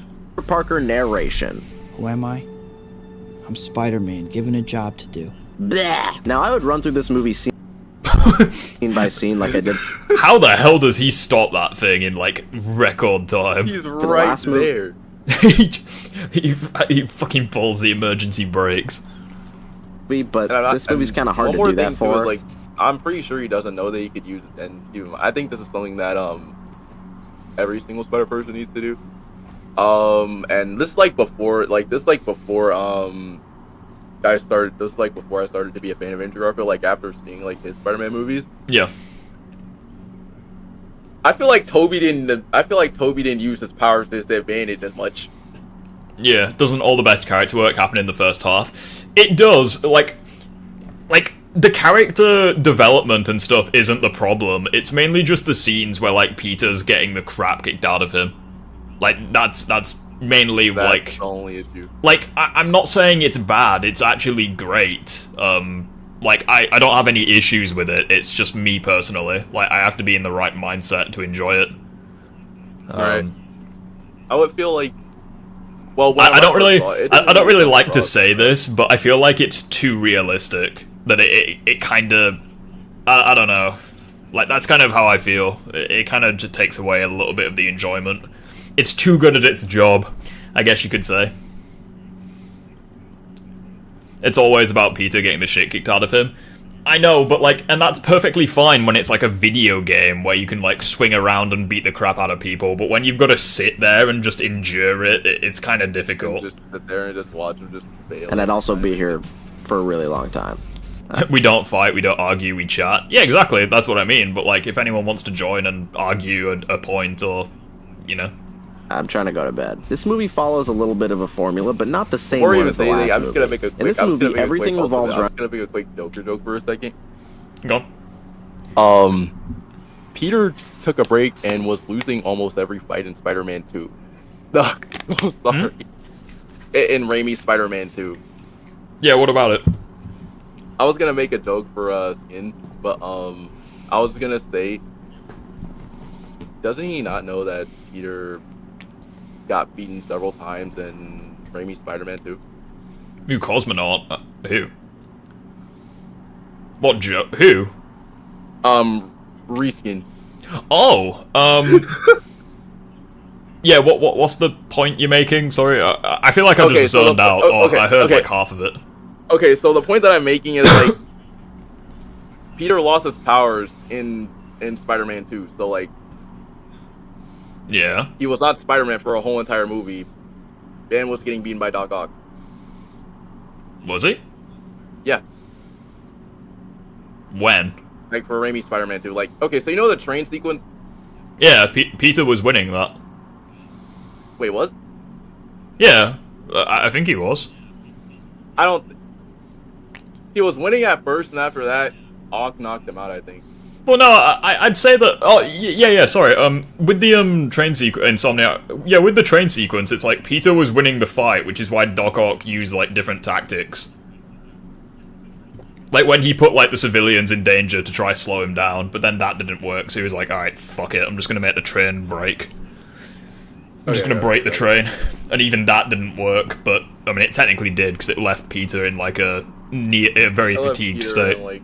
Yeah, because like the amount of web that he was trying to pull. And it's even stated, I don't know how much you agree with this, but it was stated in the audiobook that like every time Peter was hitting Doc Ock, it was causing him to black out. The only reason he kept fighting was because of the arms taking control of his brain. I don't know how much people agree with that, it's a bit controversial, but... Well, I would say the arms were taking over his brain anyways, so... Well, yeah, like, that's what I mean, like, but I know it's very controversial, because people are like, oh, he's a superhuman, every time he hits him, he should have killed him, oh, Peter holds back, and all the rest of it, but it's just one of those things that you see on social media. People post something, and then everyone gets angry at it. Insomniac Doc Ock versus movie Doc Ock, who wins? Insomniac would win against Spider-Man 2 Doc Ock, but I think Doc Ock in, No Way Home would probably win. Because, like, I think the power scaling just gets insane in No Way Home. He knows about the nanotech, so he can use it to his full advantage. So. I feel like this is the weirdest Spider-Man review that you've had to debunk. Yeah, I feel like it's parody in a sense. Maybe, I don't know, but it's fun to watch at least. And at the very least, he's not calling people cucks and what have you. Excuse me, I'm gonna lose my voice from this fucking fight. I can already tell. Yeah, also, whilst we're here, just as a little bit of a break, I apologise if you want to say this is self-promotion. There's a comment that I want to share with you guys, because I am genuinely concerned. And I can't remember where it is either, which is annoying. Where is it? Where is it? Yeah, there was this guy who commented, you guys can't see it, I'll fucking... bear me a sec. Oh, fucking hell, it's a Joker video. You can tell it's a Joker video, can't you? Where was the comment? Oh, and by the way, yes, Kraven would solo every single villain in Spider-Man PS4. Yeah, including Hammerhead. Right. I had to... You'd be surprised, I had to change the event. Where was the fucking comment? The event of that. Where was the comment? I like how y'all said May for this. I like how y'all said May for the Sony PlayStation Showcase or near the end of the month, and now everyone else over there is a bunch of lies. Wait, I'm pretty sure he responded to me as well. Wait, what? I didn't even notice that. Where is the... Oh, it is this comment. Oh, I'm an idiot. It was literally this. So, like, I've been having a little debate with this guy over the recent... I'll just control plus so you guys can see it more. Basically, this guy was kind of doing like a... he was basically doing an ultimate... not an ultimate Joker. He was doing an Amazing Lucas, where he was basically like, the game is good, but it could be better. So I was having a debate with him, and... I'm confused. No skill tree. He lost me at no skill tree. Well, no. But I'll just go... Wait, what the fuck? I didn't even... Yeah, so it basically got to the point where I just lost patience. This was this morning that I responded to him, by the way. I just lost patience. Is he still going? You what, sorry? Was he still going with this argument? Yeah, this debate went on for fucking ages, but like like I'd get a reply like every 2 days. So I just summed it up like this. So like those are all the changes to Spider-Man 2, right? Those are all the things that we got, the ones that I ticked, okay? We have all this new stuff in Spider-Man 2, but you are upset because the game doesn't have a new basic melee combo, different animations for Peter when he is in and out of the symbiote suit, and you are upset that certain animations are being reused. We have literally, like, so many things, yet he's butthurt because basic melee combo is the same. The funny thing being is that it literally isn't. Both Peter and Miles have a different 4-hit combo. Peter's is based around kick fighting, and Miles's is based around, I want to say street fighting, I could be wrong. Miles punches, Peter kicks. There we go. Well, his finishers are based around anime. Wait, what was his response that he said 2 hours ago? All 3 games great, they forgot to improve on the basics and bust visuals in our faces. What do you expect from a game where it's Spider-Man? Maybe try New Game +5 on all 3, then tell me how you would feel about no combo skill. Haven't I literally done that? Like, I've literally beaten the first game like 5 times back to back. Cracked players criticism just ain't any criticism. The fuck do you mean? If you don't see how no combo string on a trilogy hurts replayability, you're already too deep in visuals. Good evening, you're far gone, brother. Just buy the DLC.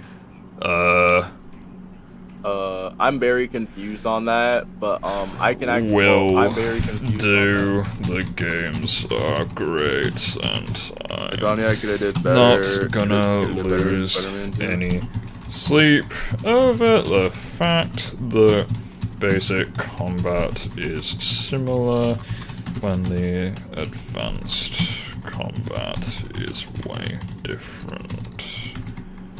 Have a good one, but I would do a smiley first, but I can't be arsed.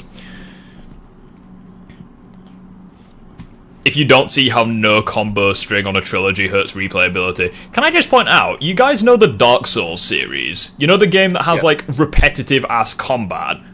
Has that turned people away from playing New Game +10? I don't freaking think so. No. Also, one more thing. You know the Dark Souls games, for example, where like, oh, hold on, I need to zoom out. You know the Dark Souls games where this is a magic build in Dark Souls. You walk up to an enemy, you press a button, the enemy dies. You walk on to the next enemy. You press a button, the enemy dies. No one gets bored of that though. So I think a 4-hit combo is the least of your worries, mate. Especially when the game has like the symbiote abilities and all the rest of it. He said this is the wrong video. Shit. Wrong the thing is though about that, he said that there are no new animations. Bollocks! I've lost the part in the video. Where did we get to? Oh, we got to here. Never mind. I found it. I think the one thing about that is like he said there's no combos like in the game. Like there's no new animations. Well, explain to me why Peter has a whole entire symbiote finisher where he grabs someone where he grabs someone by the throat and kills them. Yeah, he literally like grabs like 6 people. So like new animations ? He has like a whole entire symbiote tree. I don't see the problem, but I'm an original God of War fan and played the New Game Plus many times, so I was using square, triangle for years. Yeah, exactly. Like, who cares? I'm trying to go to bed. This movie. Wait, hang on. No, I'm way freaking back. Well, wait. Have half of the whole thing you were like, about being Spider-Man. You were at but that's exactly my point. It should be half of the story. Rewatching this movie is really frustrating because everybody is an asshole. Mary Jane is an asshole. Aunt May is rude as fuck. Harry is the best. When? Like, yeah, sure, I agree with the perspective that everyone's an arsehole to Peter, because we're watching the film from Pete's perspective. But, like, not everyone I can is. understand why he thinks Harry is an asshole, because, like, Peter is taking pictures for biggest piece of shit ever. This movie is just unrelentingly mean. He's upset. The first thing Harry says to Peter in this movie is, hey, your friend Spider-Man killed my dad, and I fucking hate you. And then they start talking about other stuff. And then he's like, no, but seriously, I really hate Spider-Man, and I hate you, and this is why Uncle Ben died. Every chance Harry not word for word, but yeah, Harry is pretty much consumed by revenge.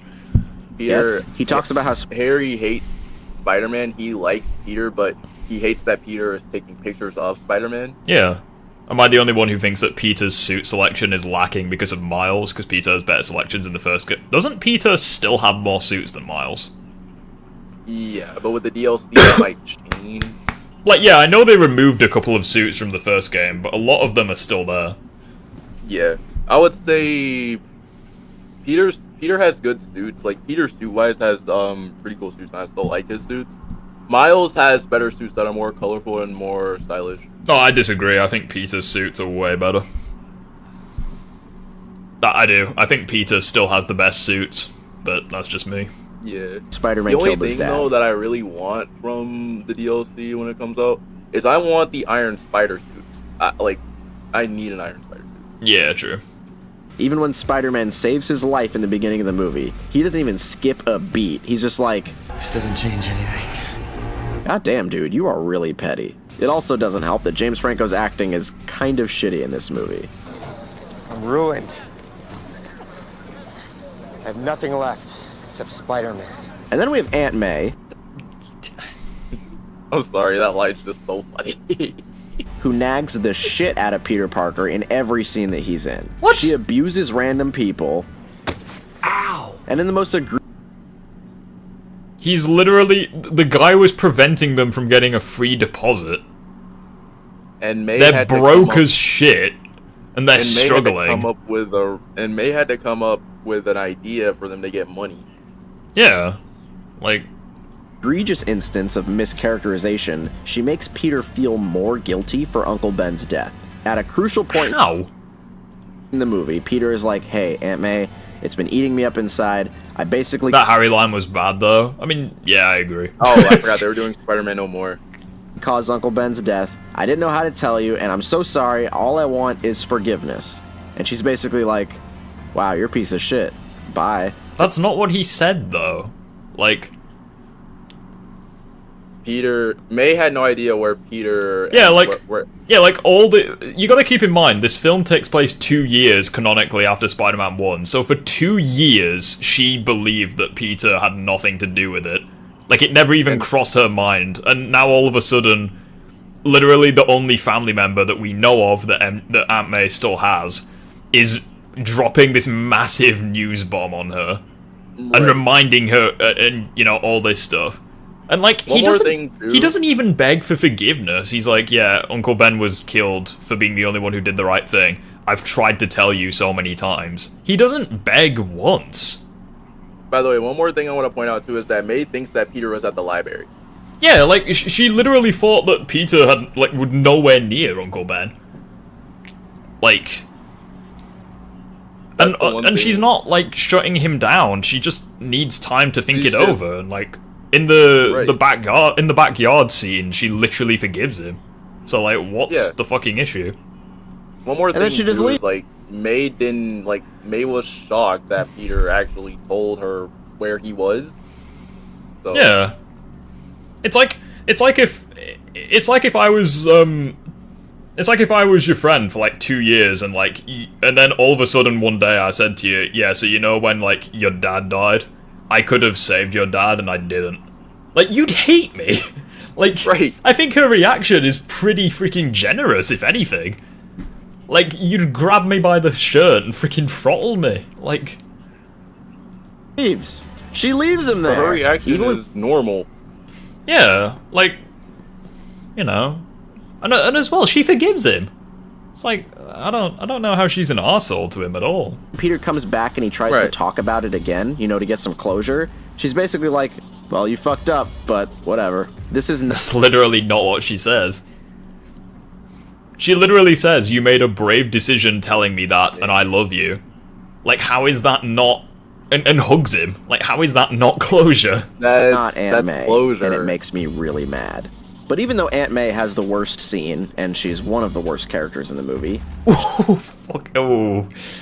Okay. Worst character in the movie. Alright. Ooh, dear. Let's hear this. She still isn't the number one worst character. Like, whenever it comes to Spider-Man, that award goes to Mary Jane Watson. Oh, dear.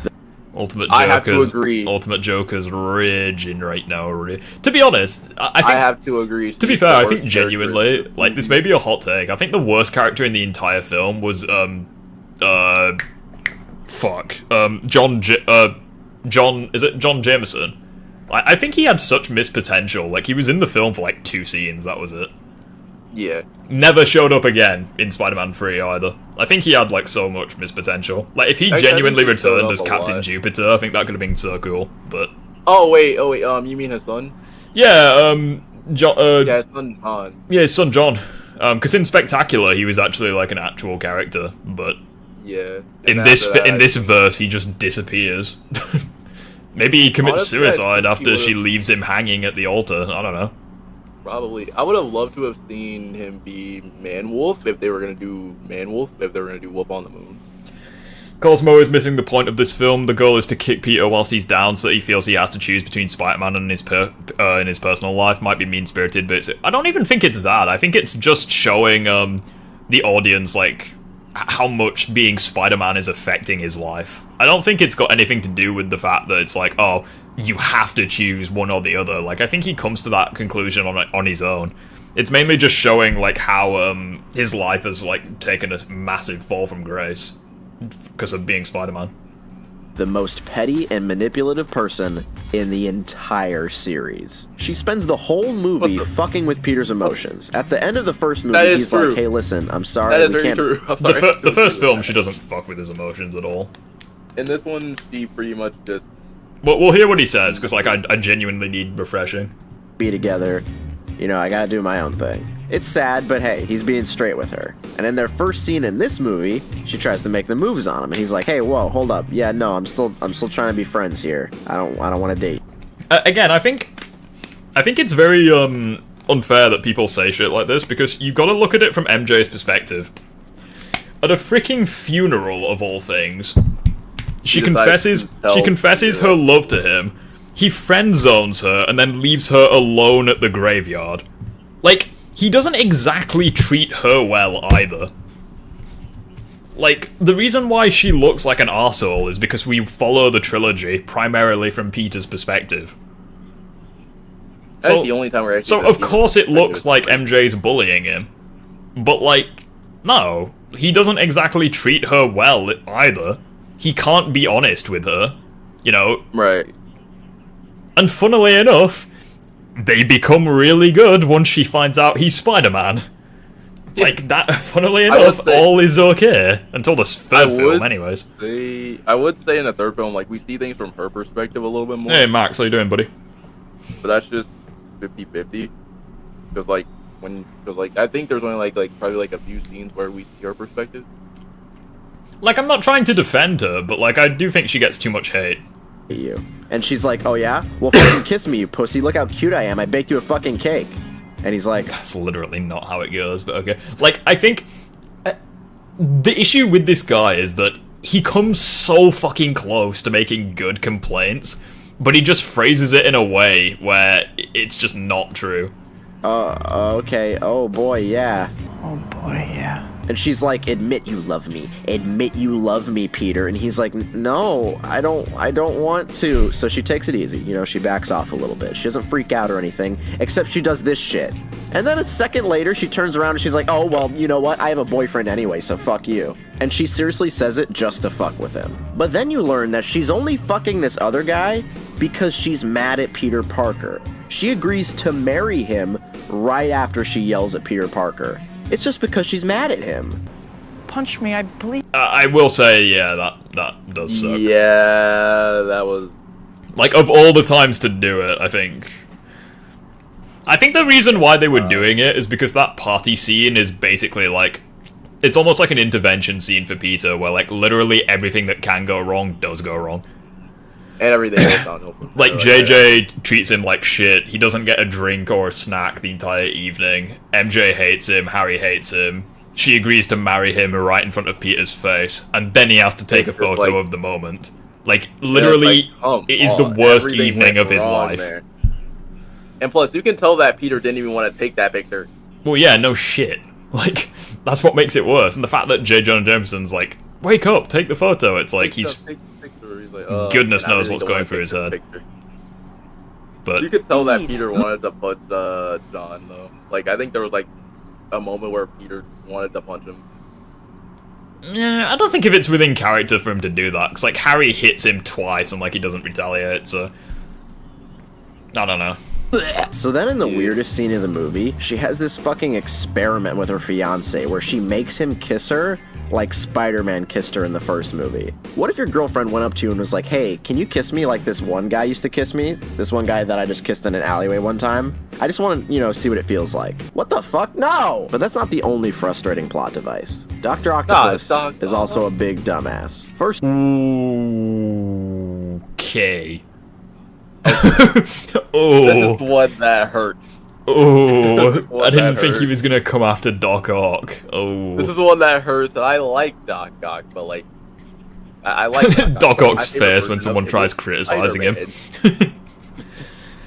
You say I like Doc Ock, but my favorite version of him is Spider-Man, so I can't really... I think we need a little bit of a puffer scene. Are you sure about that? It hurts. How is he gonna hate Doc Ock?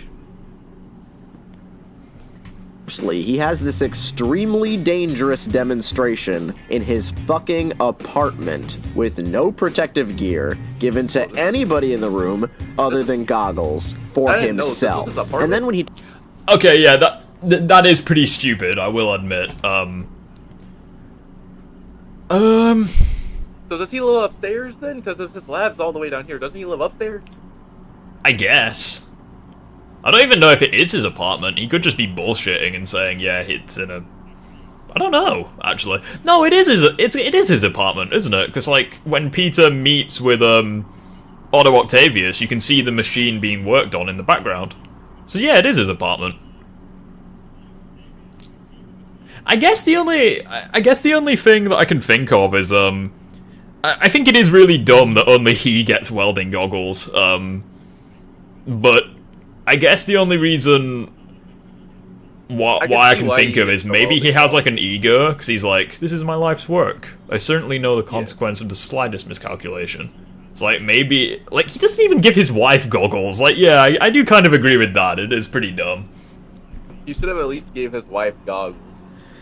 I guess the only reason they gave him goggles is just maybe to make him look like the comics, where like he has like the tinted glasses, like, maybe foreshadowing, but I mean, let's be fucking honest, if you watch this film, you know he's gonna be the villain.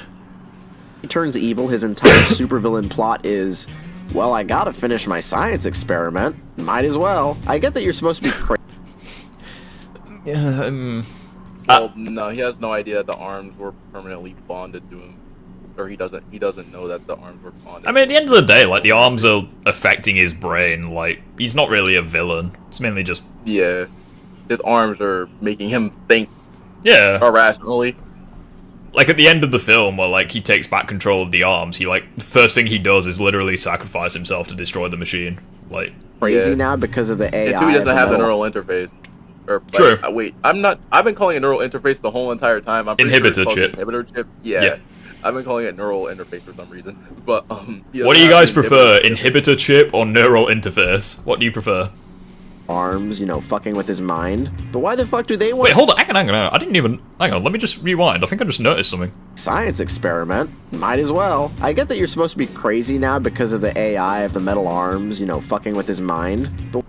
That is so cool. Literally, the arms, the eyes, if you like, for the arms, they literally emit light. Look at the arm when it goes past his face. As well. Oh, so he's talking to them. Watch the arm that goes up on the screen and watch his cheek. Crazy now keep because watching. of the AI of the metal arms, fucking the arm goes up, light flashes across his face. The arms literally emit light. That is so cool. What do they want to... Why couldn't we have this in the game? Why could we not have this in the game? Why didn't we get this? Like, this is so cool. They went above and beyond. There was literally no detail that was missed. Finish the fusion reactor. What do they care about sustainable energy for? Wait, whoa, where's the light on his face now? Oh, Fucking. It's on the other side because the arm moved, so it's like, so it's still there, like on the right side. It's still, Gotcha. It's still on the right side, but like I guess it. I don't get it. He's one of the best characters in the Spider-Man universe with really complex goals and motivations. But here he's just a fucking of course they're gonna goofball. choose to put that through. I do not like that suit. Unpopular opinion, I think he should have had the fedora the entire film. I think he should have, but anyway. That looked like reflected light. Yeah, I know, but like it was coming from the arm, didn't it? Because it came up past his face and the light went up his face. It was coming from the arm. Maybe. That's what I think. If it's reflective light, then fair enough, but in my head canon, it will always be they went above and beyond with the practical effects, so the arms emitted light. Butterfingers. Kai KFP versus Kung Fu Panda versus J. Jonah J. versus Jameson Omni-Man. versus Omni-Man. Yeah, it's literally the same voice actor for all of them, isn't it? Yeah, We'll I would say, say though, that- Omni-Man. Yeah, I'd probably say Omni-Man. Maybe J. Jonah Jameson at a push, but... One of the best scenes in the movie is definitely the I feel like fucking Omni-Man horror and scene J. that Jonah plays at the Jameson end would of be the like, first nice act. mustache. This is so reminiscent of Evil Dead that it makes me kind of giddy. Like, look at this. Tell me this is not from Evil Dead. For real. And to top it off, this scene is full of the other staple of this trilogy, screaming women. I mentioned it briefly before, but Sam Raimi loves screaming women. True. I think because he grew up with a whole bunch of. When the movie isn't being campy and it's yeah, not being Raimi does serious. a lot of horror movies. I forgot. He does Yeah, have, like, a horror he literally came from a horror course movie he's background. going So of course he's going to have women screaming because it's a more logical reaction. Yeah, like in Spider-Man 3 as well, it's like Venom. You can clearly tell the symbiote was like horror vibes. Yeah. It's just being really awkward. Tobey Maguire can't have a normal scene with somebody. We sure showed him. What do you mean, we? Oh. So anyway, Peter Parker... I mean, yeah, no shit. Like, why would he... It's literally Spider-Man talking to a random pedestrian. Like, from everyone else's perspective. And he's not going to want to give away that he's Spider-Man because it's... It shows that Never gives away mind. his identity. Never mind. Parker beats up Dr. Octopus, he tells Mary Jane he's Spider-Man, and then she leaves her fiancé on their wedding day and decides to be with Peter Parker. Which is fucked up, but whatever. Oh, she also says that she That's a good doesn't mind that question. he's Spider-Man. I love how he just blazed through the freaking third act of the film, like, in 2 lines. Oh yeah, Peter wins, she finds out he's Spider-Man, she breaks up with the other guy, yeah. Spider-Man, That's a and good she'll do question. whatever it takes. Does Jameson, like, I'm pretty sure John knows that she left, but, like, does the whole entire city know that he was the, I'm pretty sure the whole entire city knows, and I'm not saying this, but, like, does the whole entire city know that MJ was supposed to marry him? Probably, I don't know. I don't know why like, MJ did that. Yeah, like, I would not be caught dead wearing that dress in public, personally. Oh, like, you'd look like a freaking Disney princess. Like, fuck that. It's like, we're we supposed to be getting married today? Oh, yeah. Changed my mind. Yeah, nope. Control-Alt-Delete. Have you seen the BO6 teaser website? Nah, I hate to be that guy, but I'm very cynical about Call of Duty. I don't know, they're bringing a lot of weapons back from... Yeah, the only reason why I'd play it, though, is for the zombies, but if the zombies isn't very good, then I'm not gonna get the game. Takes to be with him, and that she'll be there for him no matter what. Except in the next movie where she leaves him because he's Spider-Man. Anyway, this movie's dumb as hell. 7 out of 10. I love it. Only a 7. Only a 7 is a 10 out of 10. Yeah, for me it's maybe I'd say it's a 9.5 out of 10. Maybe a 10 out of 10. What do you guys think? I'm giving it a 10 out of 10. Alright, I want the Spider-Man 3. Okay, so everybody. What do you guys think about Spider-Man 3? What are the ratings for Spider-Man 3? Knows that this movie is bad. So I have to give I'm it not about to talk 9 or 8. I have to give it an 8 or a 9. At least it was a good grade, not like the 6 out of 10 for the first. Yeah, but like only a 7, and I don't know. It's not exactly a huge improvement, is it? Yeah, what do you guys think of Spider-Man 3? This is the one where, I mean, most people in my chat think it's the best in the films, in the trilogy, so I don't know. Shit about Spider-Man 2, and go ahead and say this one's good. And I almost wasn't even going to talk about it because everybody already knows the funny things in it. But I can't help it. This movie's hilarious. However, while the movie is bad, it's actually pretty consistent in its tone. This still feels like a Spider-Man sequel, even if it is a really stupid one. How's the pie? So good. So this movie goes ahead and starts off with It's a bit awkward. another... It's me, Peter Parker. God damn it. You think after 2 movies he'd probably get good at this, but no, he doesn't. Now if you ask me, the best part about this movie is the fact that the wackiness starts at the very beginning. It's not a gradual build-up like it is in the last 2 movies. This movie starts off as a shit show. At the 10-minute mark, we already see 2 antagonists. Harry starts juicing with the Goblin serum, and a fucking meteorite lands in Central Park with the symbiote. This movie's trying to juggle all of this shit at once, and it really doesn't work.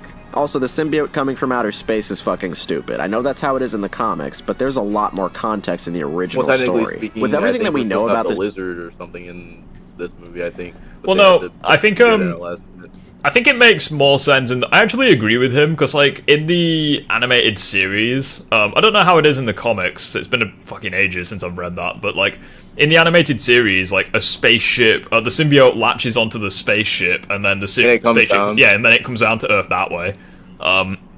If anything, I like that more than meteorite, though. Yeah, I'd like that more, but, like, there's 2 things that I hate about this scene. Number 1, the fact that it crashes... 3 things, actually. Number 1, it's in the first 10 minutes of the film. Number 2, it crashes right next to Peter. Number 3, why the hell is he in Central Park?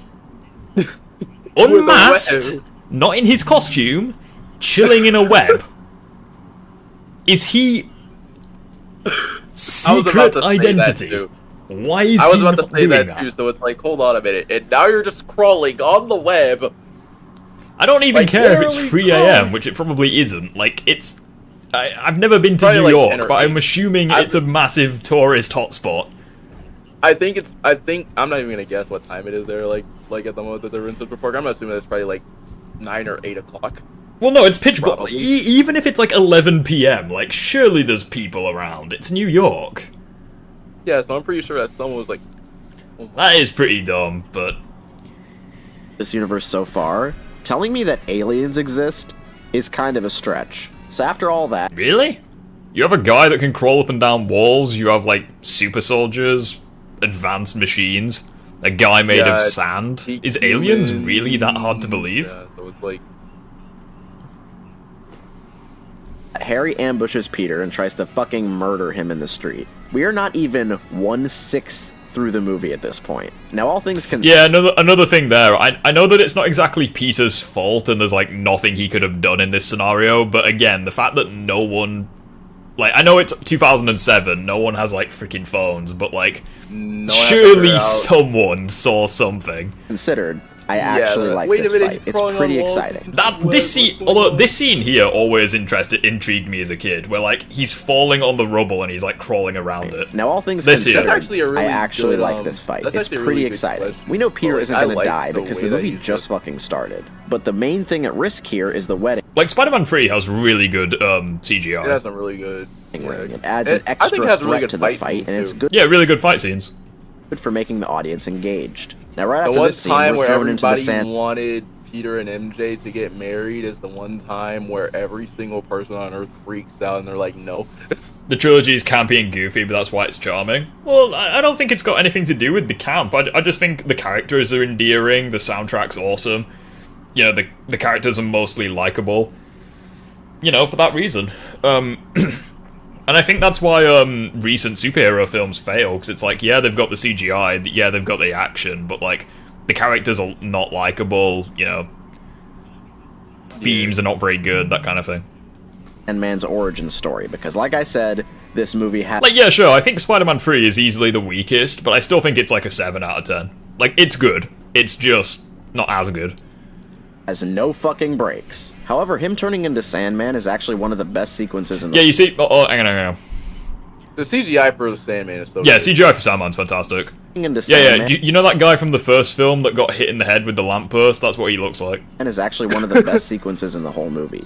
The effects have aged pretty well, And with no dialogue and beautiful music, it's an excellent example of wordless storytelling. It's kind of weird because See, one thing that I've never really liked about this scene is I know that people kind of make parody about. I think Family Guy made parody about it, where it's like, oh, there's a change in the mass. Oh, it's probably a bird. It'll fly away. Like, why did no one check? First of all, but number two, honestly, surely, why is no one noticing this? Like, does everyone just fuck off home and just not work until nighttime? Another thing too about this whole entire part is they said that out of nowhere the weight got a little bit stronger. Yeah, that's what I mean. The guy said, "Oh, it's probably a bird. It'll fly away." It's like, why don't you check? You go out and check. Like, the experiment that they're conducting looks freaking insane. Surely they would check. if you look at this scene on its own, it's kind of beautiful. But then you remember it's in the same movie as this scene, and you get kind of upset. Anyway, Harry has amnesia now, which, as everybody knows, is probably the worst plot device in the history of storytelling. Actually, no, it was probably like the most plot device for his character. I guess. TASM 2 is the worst one, Homecoming is my favourite. Blind Scientist, yeah. I mean, I'm just gonna say it, and you guys probably know what I'm gonna say. Aside from TASM 2, I think the only film that has a worse plot is No Way Home. I think No Way Home's plot is awful. It's terrible. It really is. But I mean, it took the one more day plot line, though, but... Maybe check before you zap. Yeah, how it should have ended. Yeah, thank you. I've completely forgot about it. Third Tomo, it's good to have you. Hit his head and forgot the entire... To be honest, the villains in Spider-Man should have just been New Goblin and Sandman. Really? Interesting. Honestly, I could see how that would have worked, because you would have had Harry mad at Peter still, and it would have been more personal. And then maybe if Peter and Harry teamed up to take down Sandman. I don't know. Yeah. I can't really imagine Spider-Man 3 without Venom. That's kind of the thing. I've heard people say that it should have been better if Harry was Venom in this movie, but like... Yeah, I think... The thing is that I'm trying to imagine how it would work. Like, surely it would just be another Spider-Man 2. Yeah. I don't know, but... But, like, I guess from that, like... That is more than ridiculous. Remove the heal the world that part, is the dumbest thing it would have I've worked better ever heard. That, but... Oh, also, James Franco has gone from being a bad actor to being an insane one. I got here as fast as I could. I know that face. Now, unsurprisingly, Mary Jane is still the worst character in this movie. Fucking want Joker to watch this. He's like the one person on the planet who like simps for Raimi MJ. Oh dear. Spider-Man gets attacked all the time. This isn't about you. This is about me. Remember how in the last movie she... Yeah, like, what's wrong with that line? Yeah. They literally discussed... Didn't she, like, get fired or something? I don't know if she gets fired here or later. Nah, she got fired from her acting job and they found a replacement. Nah, fair enough. He's like, hey, I love you, I'll support your lifestyle. Yeah, well, the first time he has to go out and do Spider-Man stuff, she's like, ugh, I didn't know this Spider-Man The first time? Motherfucker, this takes place 3 years after Spider-Man 2. You really think this is the first time? It's not even the first time, it's more like... I want to say, like, the 6th time.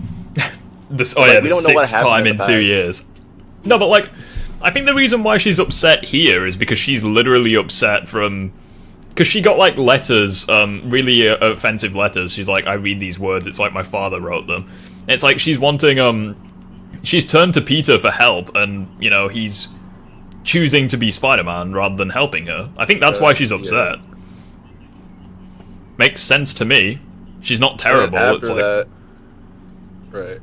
You know? And then, like, right after that, when Peter finds out that Sandman killed his uncle by accident... He ignores her, yeah. He ignores her, and MJ wants to help him. So it's so it's like... If anything, Peter's a bit of an arsehole in this film, at least for the first 2/3 of it. Full time. The next scene is also really funny because we are now randomly introduced to all the new side characters. This random ass motherfucker shows up and he's just like, oh my god, that's Gwen. I'm sorry, who are you? That's literally the perfect way to describe Eddie Brock in this film. That random ass motherfucker. This is the main villain, by the way, and he just shows up randomly. Now, all things considered, Topher Grace's performance... Is he the main villain? Eh.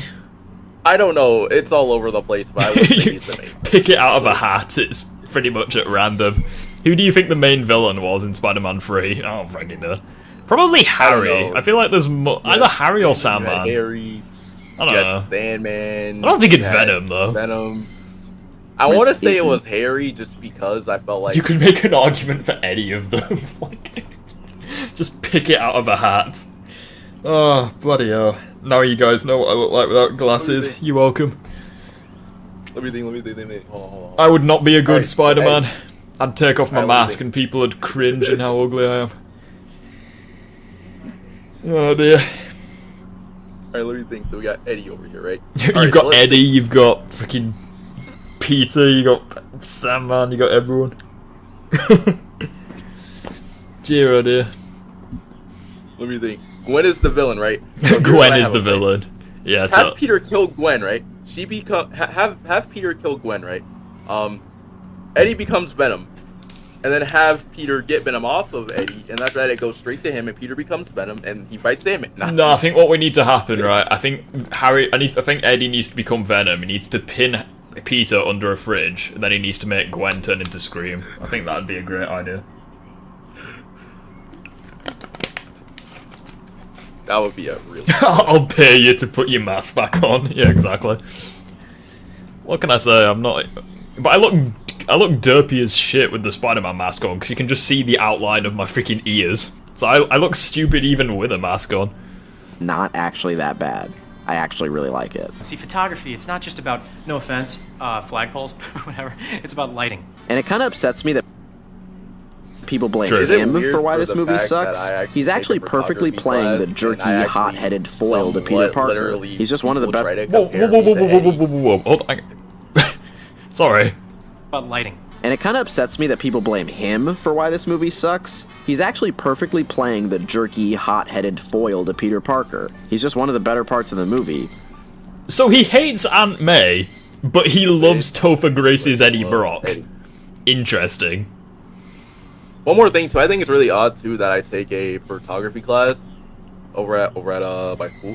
People flat out tell me that I act exactly. I don't even know why, but for some reason, some of my teachers tell me that I act exactly or close to Eddie Brock for some reason.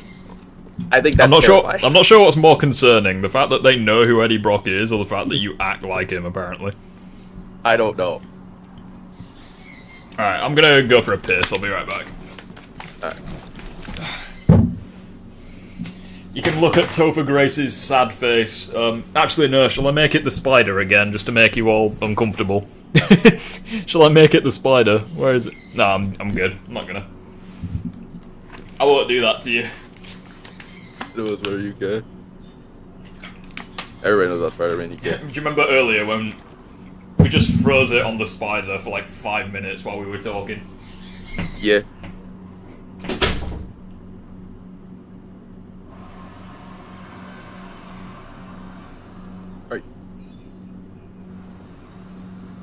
Alright, so let's see. If Eddie was Venom, but that wasn't the case. Like, it depends. If, like, I don't know. Actually, I'm not even gonna say that because, like, once again, like, I can see where people are coming from with the whole entire Eddie being Venom and Spider-Man 2 things coming from. But that would be weird, and on top of that, that would be character assassination for Venom and Miles because that would be like, oh, that would be Eddie saying, we are Venom. We are character assassinated.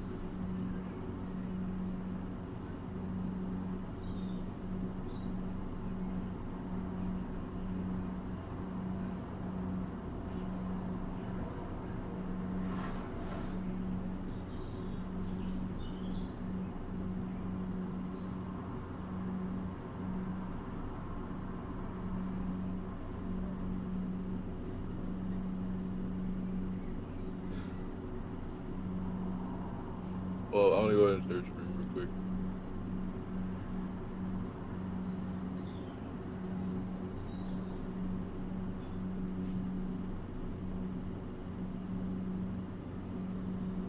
I'll take against Venom is the best design-wise. That is a fact.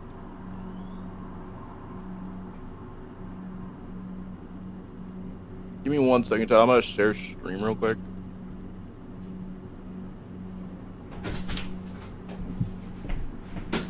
We have returned, motherfuckers. Just imagine. Also, if, someone murdering that damn bird. No, the bird is just naturally that loud. No one was murdering the bird, he's just that loud. That's his quiet voice. Trust me, you would know if the pigeon was pissed. Jesus, That's his quiet voice. Whenever he's pissed off, he just goes like rapid fire screeches. Insomniac Venom is the best Venom design-wise. I'd probably agree with it, but this became silently awkward. Sorry. I should put on music next time. I'll put on music. It's silent now. Did you kill it, lol? Not being Venom, because when he gets the symbiote, he kind of sucks. Once he turns into Venom, he's just. I like being bad. I like that he has fangs. It's pretty interesting. I'm wondering where he got them from. I'm guessing it. He just buys them from like a shop, just like Halloween fucking fake fangs. Yeah, like I'm wondering why. Does the symbiote give him the fucking teeth? I'm assuming it does, but I don't know. I'm assuming it does. I can't think of any other reason. In the same way that it gives him claws. It might. By the way, one more thing too is like, here's the only problem like with Topher Grace's Venom. It's just like I feel like they weren't in sync because like you hear the line like, okay, so you know that part where he's talking to Sandman? Yeah. He says, "I want to kill the spider," not we. Yeah, I don't really think they don't really go that route with the symbiote where it's like we instead of I. Yeah. Which is kind of weird.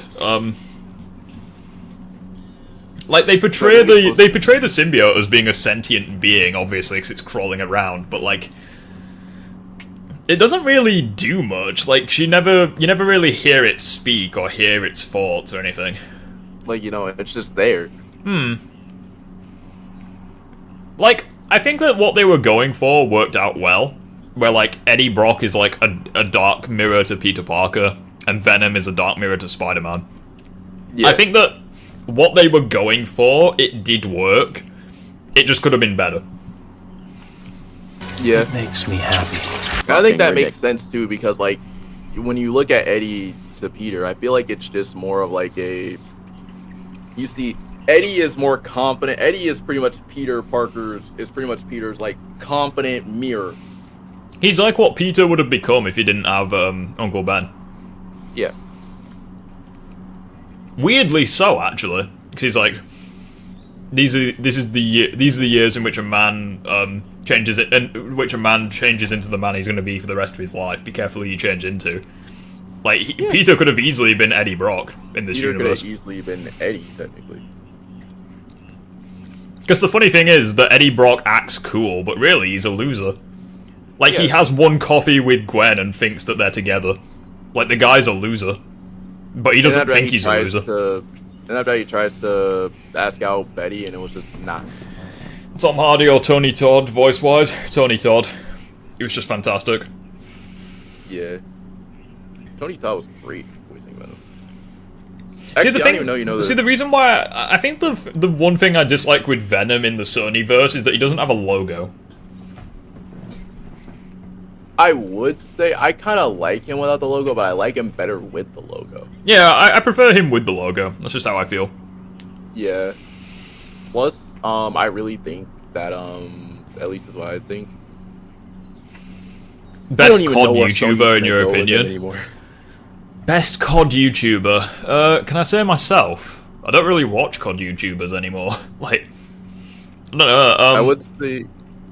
It was Mr. T. was on there. Like, my opinions with the... Okay, it used to be the Smith Plays, because he was how I got into COD Zombies. Then it was Lex, but Lex started clickbaiting his videos, and like, I wasn't as into it. I like Noah J. I like Chopper. I don't know. I would say... You like Merc Music? He's not really a... okay, if you're referring to Call of Duty in general, then yeah, Merc Music was one of my favourites, but like, I thought you were referring to just COD Zombies. I would say, like, for COD, like in general, like at least like whenever I was playing them, I would say T. Martin was my favorite one, and after that, I was just like, yeah, just getting a tissue and being like, yeah, like I think they were good, but yeah.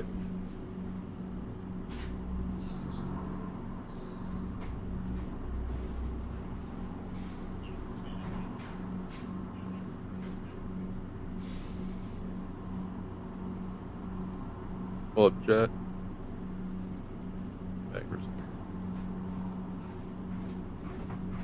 Opinion on right. Shadows. Sorry, no more distractions. You're good. But like, I really do say that. I would say my favorite one is T. Martin. I say I like T. Martin whenever he was playing like Call of Duty in general. But like, then after that, it was just like, I'm growing tired of reaction channels. Have you seen my reaction content? Ones, though. Or like my response videos? What do you think of those?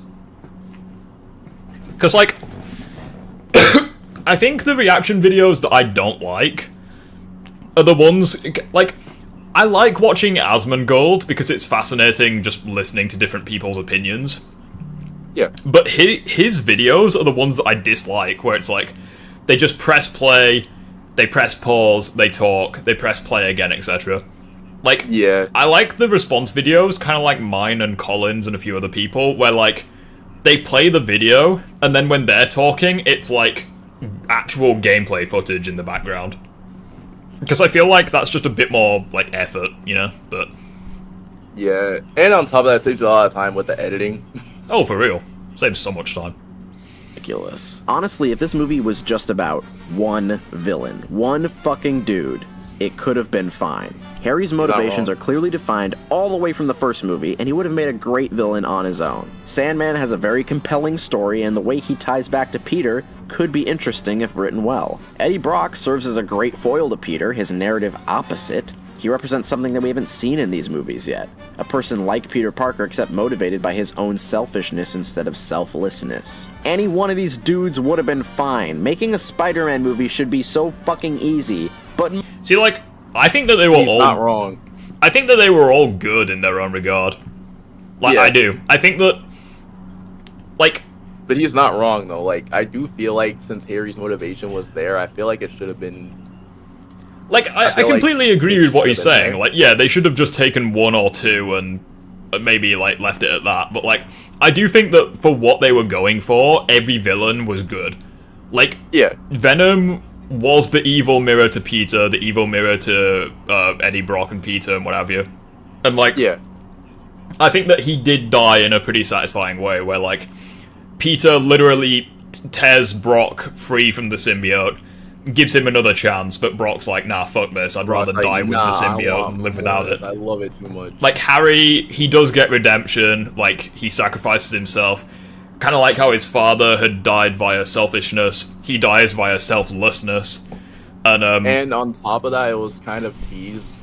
Yeah, and like... he was in the hospital, so it was foreshadowed that he... Yeah, he literally says, I'd do anything for my friends, I'd die for them. I'd do anything to save them, and he's like, yeah, let me go, and that was his time. And I think that Sandman had a good scene with Peter where, you know, he actually explains what happened. Yeah, I think that Sandman got you know, the good development. I think all of the videos were. I think all the villains were genuinely perfect, but having them all together in one film kind of fucked the pacing. Yeah. Like, it's really it's really weird to me the way that people say it, because like when you watch like IGN or whatever, they always say like, oh, the first part of Spider-Man 3 was good, but the final battle was crap. I think it's the other way around. I think the final battle was actually really good. I think legit. Okay, this is what I think. Okay, as soon as Peter, actually no, the church scene onwards. So everything from Peter tearing off the black suit to the credits, to Eddie I think is genuinely as good, if not better, than anything in Spider-Man 1 and 2. I do think that. Everything before that isn't good, because you're balancing so many villains, you have to develop everything, it gets complicated. I genuinely think Peter tearing off the black suit, everything from then on to the credits is damn near perfection. But everything before that struggled. That's what I think. I would say, like, I would have to agree. My only like issue is wait, have you seen the director's cut? Yes. I would say my only issue is the director's cut. Really? Like he had like way more stuff that was supposed to be used. Rift, what's your favorite multiplayer spawn theme? Either BO1 or BO2. I would say that's probably like the only thing is like they had like way more scenes that they could have used. Like there was a whole entire there was a whole entire scene where Eddie was supposed to like as soon as Eddie, and this is like not even me like going crazy or something like that, but like there's a whole entire scene where after Peter throws the grenade, the symbiote's just gone. Eddie's just there and it's just a skull. Like Wow. Eddie's gone, like his skull is just there. Holy shit. But anyway. Most of them suck. I'm so mad. So anyway, Mary Jane Broken gets the kicked fucking out of her video. play. Hold on. What have I done? Did you break the video? Right, there we go, I fixed it. Up something. I'm gonna have to find where we Right were, there. but I can easily do that. Right, there we go, we got to here. Yeah, right there. I'm so mad. So anyway, I Mary can understand that take. 3 is bogged by executive writing choices. It wasn't the same passion.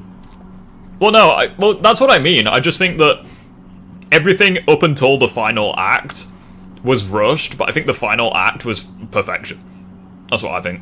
Mary Jane gets kicked out of her play because she can't sing for sure, and she sees Peter swing by, and she actually gets mad at him. Yeah, forget being supportive of the Spider-Man lifestyle. Now you're actually actively jealous of your own boyfriend. And then she even has the audacity to get mad when he kisses a random girl that he doesn't know. Why is...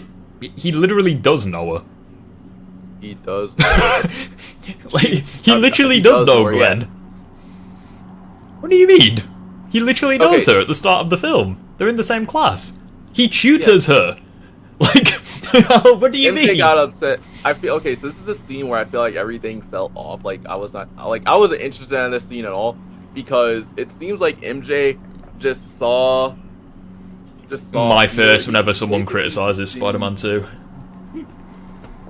Basically, MJ is seeing Peter kiss Gwen. She's basically seeing Peter, not Spider-Man.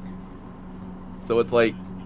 Well, yeah, because... Well, no, but I think this is 100% justified from her perspective. It's like, from her perspective, her boyfriend is kissing another girl in public. Yeah. Which is why she's the only one who gets annoyed, because, like, everyone else... Well, number one, they're not dating Spider-Man, but also, they don't know if Spider-Man is Peter, so... Right.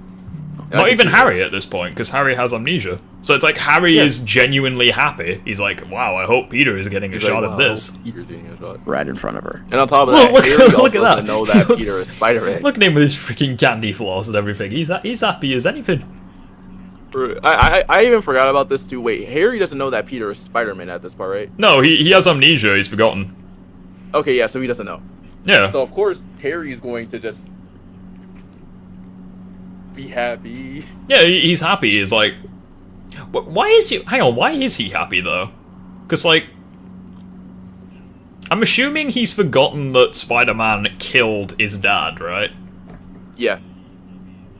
So this is like Spider-Man 1 Harry, I guess. Yeah, up until his dad comes back. I guess that makes sense. Well, up until he sees the illusion. Peter, why did you do that? This movie's just basically Mary Jane and Peter Parker being pissy at each other again, because we haven't seen enough of that. Because we have the same general storyline. Hey Phoenix, I never really thought about that much. I just enjoyed the movie and people need to get over it. What do you mean? Like, this film's not perfect. It does have It's issues. not perfect. It does have, like, some flaws. Oh, there was a pretty... Speaking of which, there was a guy who made a video on Doctor... Oh, Doug, how are you doing? Yeah, there was a guy that made a video on Doctor Who saying, like, the new series is fine, everyone just needs to stop whining. So I commented, and I was like, yeah, the new series is shit, like, this show's gone downhill. And, like, some dude commented, he's like, you sound like a politician. I'm like, thanks, I guess? I mean, here's the thing, like, I really haven't even seen the new Doctor Who on Disney Plus yet. I'm waiting for like all the seasons then before I start watching. Not fair. But like, how is it so far? Because I've heard like people say that it's 50-50. I've heard people say that it's good. I've heard people Liz, say it's that kind of difficult to like it when like the lead actors are just so freaking angry to people online. Like, there are articles coming out where, like, apparently Ncuti Gat was saying shit like, oh, Doctor Who was never made for white people. It's like, literally came out in the 60s, what do you mean? Like, literally, what do you mean? I hate to break it to you, buddy, but, like, the equal opportunity wasn't a thing back in the 60s. It wasn't. Was literally 15 years or 20 years after, like, the Holocaust. Like, you really think shit was the same back then that it is now? Hold on. You good? You good? He is not good.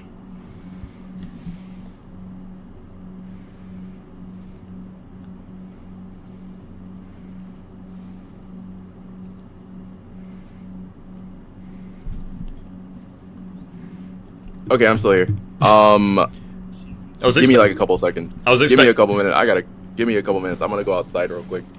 Yeah, he's gonna go out and touch grass. Well, this gives me a little bit of time alone with my chat. How are we all doing today? Also, guys, I figured I may as well give you a bit of a teaser as to next week's video. I put up a poll the other day, so I'm losing my voice, holy shit. Yeah, I put a poll up saying what video do you want to see next week. A bunch of people commented on the Spider-Man one. I was gonna do boss fights, and then I thought, no, I'm gonna rank the suits instead. So, the suits is what we're gonna have next week. Also, we may or may not be actually able to get videos out way faster.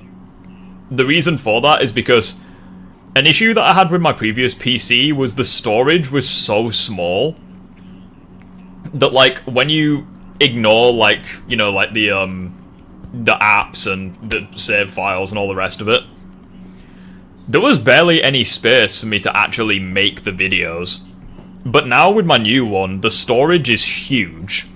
And I've also not got hardly any files on my PC. So, effectively, I can work on, like, 4 different videos at once. Because, like, I can just, like, I can record the footage. Could you try again? Don't know how that turned on Siri. Yeah, I can, get the footage for, like, 4 different videos. And the footage can just be chilling there whilst I work on another video. And the PC is, like, in no danger of running out of storage space. So yeah, hopefully, we'll be able to get the higher quality ranking videos out a bit more frequently. So yeah, there's that to look forward to. You guys may or may not be happy about.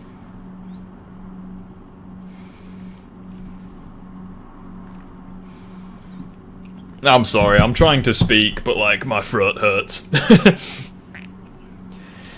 The audacity to say that Doctor Who isn't for everyone. Yeah, it's pretty fucking dumb. The lead actor is a moron. Well, like, I don't want to say anything about him, because it's like, I don't really know what Ncuti Gat was been in. Like, I don't know what roles he's had. So I can't really comment on his work ethic or anything like that, but I just think it's such a shame when people are commenting, like, like, all this offensive stuff online. Like, it's rough.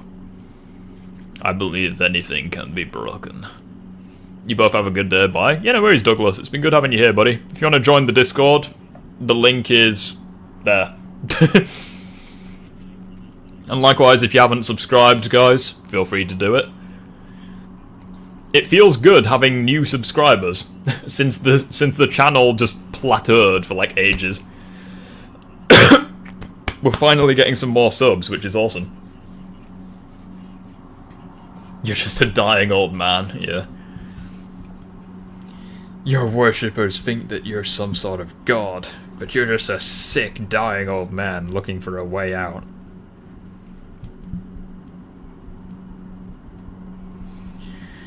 Yeah, I love Spider-Man 2. I can't wait for it to be on the the PS4, PC. PS4? That's optimistic. Yeah, we're just vibing. wonder what, Thingamajig's doing. I'll put some music on, fuck it.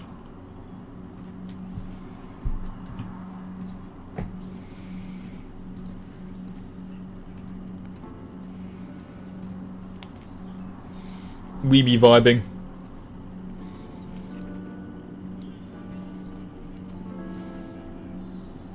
What did Mob say he was doing? No wonder your family left you, you're not strong enough. Still can't believe motherfucker said that.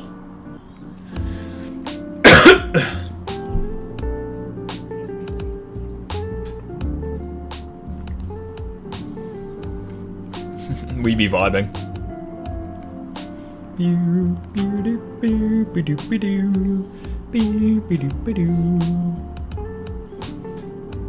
Oh Jesus.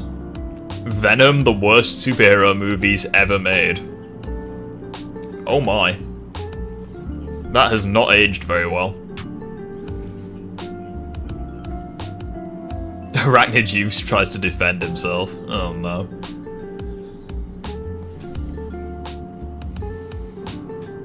I think this is the most debunking video I've been part of in terms of the chat. You're welcome. We do Disagreement Days every Friday, so... Every Friday... Back. Oh, are you back? Yeah. Buzzing. For some reason, people think it's already out on PC. Yeah, people have managed to, like, I don't want to say mod it, but they've been able to, like, get it to work on PC, which... Eh. What did I miss? Nothing, I was just vibing with the chat. Okay. I was just saying, because my PC has like my new PC has like a shit ton of storage space, I can work on like 4 videos at once without the risk of running out of storage space. Also, there's another video that we may have to look at, also right. From, Cosmonaut. I've just spied 2 things. First off, Venom, the worst superhero movies ever made, as well as Batman vs Superman, the worst superhero movie ever made. So... I mean, for that one, there was an easy answer. No. No for both of them.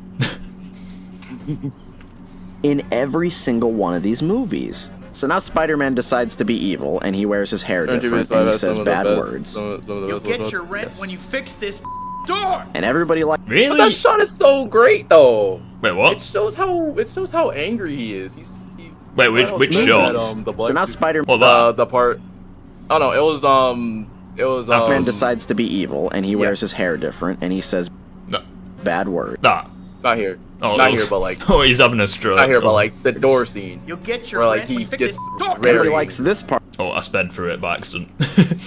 I don't like... Why did he censor damn of all things? I mean, yeah, I guess it's... I don't know. I guess it's kind of... I guess it's the equivalent of swearing in these films, because no one ever does, but... Part of the movie. Well, this is everyone's I know favorite like a couple. Part of the movie. Everybody universally agrees that this is where the movie really shines. Now, this movie has a flow, much like the others do. However, the flow in this movie is fucking insane. They just have each villain getting kicked out of the story to make room for another villain. Harry's the bad guy at the beginning of the movie until he gets amnesia. Then Sandman comes in, and he's the villain until Peter murders him. Then Harry decides not to have amnesia anymore, and he's the villain again. Then, Peter Parker kills Harry Osborn with a bomb, and then Venom is the main villain after that. Yeah, I think he's just joking. That radius of the bomb that was close to him should have, but Yeah, I think he's just joking about the whole killing thing, but... Yeah. Why did he censor damn? Yeah, I know, right? Hey, Jesse, but I really do think, though... Like, I really do think, though, like, with the radius of that whole entire bomb... Like, with the radius, like, he's that close to that bomb, I feel like I should have blew him up, and I'm pretty sure it should have killed him when he's that close. Well, yeah, but you gotta keep in mind, even with amnesia, he's still jacked with the, Goblin serum, so... Yeah. I don't know. Like, even, like, first movie Peter could survive one of those bombs. I mean, yeah, it fucked him up, but, like... You could still survive it. All while this is happening, we have bad acting. It's over. No. Please. And just... How is that bad? I mean, yeah, it's not great, but, like... Not great, but it's not bad either. He's literally, like... She's literally breaking up with him. And saying no to getting married. True. Please. And just absolutely Fucking, that is violent. hilarious scenes. Now dig on this. Could you imagine if Peter actually did that to like a real fucking person? Bad I feel like acting. they would be dead. No. Oh, you think? Please. Really? And- You think if Peter did this to a regular human, they'd be dead? Wow, Just colour me shocked. absolutely Really? Captain Obvious? You think that? Wow. I feel like they would be dead and they would just be like, oh. Whoa, wow. It would be the most random thing. This is the thing about Spider-Man I don't understand. If Peter tries to, like, imagine if someone, like, imagine if Peter did do that, people would be like, wow, he could really find creative ways to kill someone. Really? Do you reckon Synthetic Man would have been happy if Peter killed MJ this way in the second game? Just forces her head against the side of a moving train. Nah, what do you reckon, guys? I reckon a human could survive that. What do you reckon? I reckon they could. I mean, look at it. I mean, he survived. Look, no big deal. I mean, he survived, I guess. hilarious scenes. Holy shit, wait, hang on. How much of his head does he even lose? Because that scene just kept on going. And That's half of his just head. absolutely hilarious That's like- scenes. It's like Right more than through half. He's like, most of him's gone. Like, oh shit. Now dig on this. This shit is raw, better than the Holland film. Yeah, he literally grabs him and forces him across Yeah, he against the grabs him and train. forces them on the train. It's like, My goodness, he's brutal. He lost a lot of sand. I mean, you think? I think that's the least of your worries, right there, love. The last like, whenever act I of this saw movie, that freaked me out because I was like, wait, hold on. He could. I think that was like my first time I ever seen like Peter actually like try to get that brutal before. Because I forgot that Sandman has. I forgot about Sandman, and I forgot that his face. Sorry, I'm struggling. My voice, I'm losing it. The one thing I criticised the Peter and MJ breakup scene is that why didn't MJ just warn Peter that Harry is trying to kill him instead of breaking up with him? That would have been way better. Fair point, yeah. You're better than Colin. You're better than Colin. Better than Colin Rift. You're a base YouTuber, and don't act like a man-child. Really? Thanks. You should see me when the camera's turned off, though. I am a full-on Riri. But I would say though is like I'm actually like in I like you and Colin more though. I like you and Colin both. Like in it's funny, you know Charlie, who's like sometimes in the stream. She was live streaming on Kick before I went live, and I had like an hour to kill, so I was like, all right, fuck it, I'll watch the stream. She was playing Hogwarts Legacy and kept getting killed to this boss.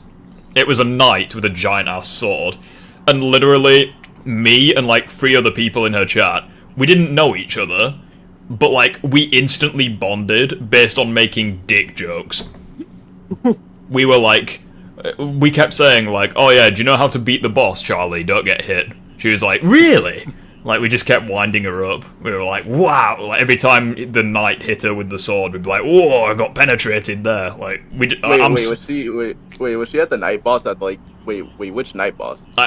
I've not played Hogwarts Legacy, so she was in a big room there was like a giant guy with a sword, but like I am such a child. Like me and just 3 other people, we just bonded over making like knob jokes. Like I am such a child.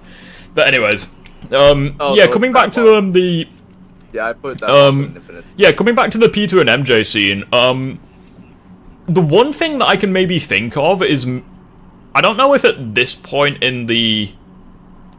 No, yeah, ignore what I was gonna say. I was gonna say, maybe she realizes that Peter's violent with the suit, and she doesn't want him to, like, accidentally kill Harry, but, like, surely he would just do it anyway.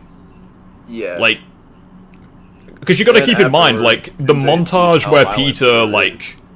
The montage happens after he blows up Harry's face, so, like, yeah, I agree, yeah, that makes no sense. Although the one thing that I was gonna criticize was... Excuse me. I think it's really stupid that no matter what happens to this fucking guy, he never loses the locket.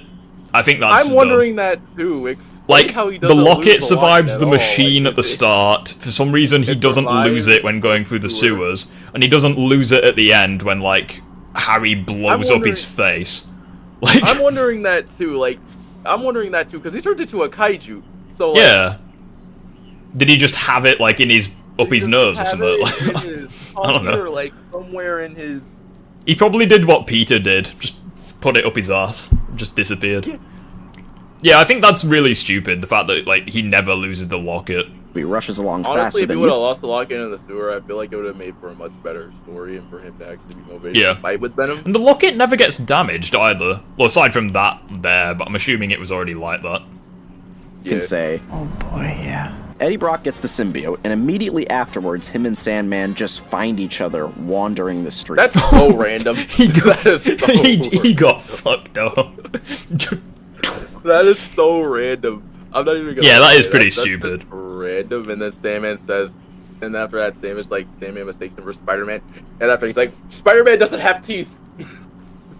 Well, the one thing that I think kind of makes sense is that Brock was like, "Oh yeah, I know all about you," but like even so, like bumping into him in this random alleyway, like yeah, that's bullshit. It's just a random. Then they steal it. Although I do really like the attention to detail in this scene, where his shadow, you can see it's like a mallet, and then it turns back to a hand, like in the shadow. Wandering like the attention to detail then is they really steal good. a taxi, kidnap Mary Jane, and build a death trap for Spider-Man. Actually, I'm sorry, this is gonna sound really strange. Do you think that MJ would probably learn the first couple of times? I'm sorry.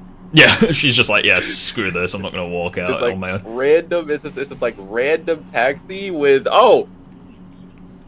To be honest, though, I think this was completely coincidence. Because like the taxi is literally just pulling up and she gets into it. So like, I think he was just wanting hostages. I don't think he really. Yeah. I think later on down the line, he was like, "Oh wow, this is Peter's girlfriend. Fucking win-win." Actually, I'm kind of 50-50 on it, actually, because in the audiobook for the film, the symbiote actually works, kind of like how it does in the Spectacular Spider-Man cartoon, which is ironic, because it came out before. Oh, so but, it knows everybody. Yeah, so like, when Brock gets the symbiote, all of Peter's memories, and well, not memories, but like, all of the memories that the symbiote has with Peter gets transferred. So like, I'm assuming he's like, alright, I know who I'm looking for, I know who Peter's girlfriend is. But either way, I think it's really convenient that, like, he pulls up right as she's walking out, like... I think that's a weird coincidence. What happened to the taxi driver that was in that car? Because I'm curious now. Fucking guilt. He's in the trunk, I don't know. Or the boots, I guess. The locket is made of vibranium. Yeah, facts. Steal a taxi, kidnap... If anything, I think the... Oh, hold on. I think the only thing that doesn't make sense about this scene is, fuck. Where is it? The fact that he's Eddie Brock and he instantly becomes Venom. Like... I can see that's... Like, was he just doing a Winter Soldier where, like, the symbiote only covered his right arm? Like, what happened? I think he was probably... I don't know at this Well, no, because like, look at him. He's in... I'll go back to it. Then they steal a taxi, kidnap... Look! Oh, fuck. It's so fast, I can't... I see it, Then they steal a taxi, Look, he's in civilian clothes. He's just chilling. Yeah, he's just chilling there. Like, is the symbiote just on his arm? Like, or does he just...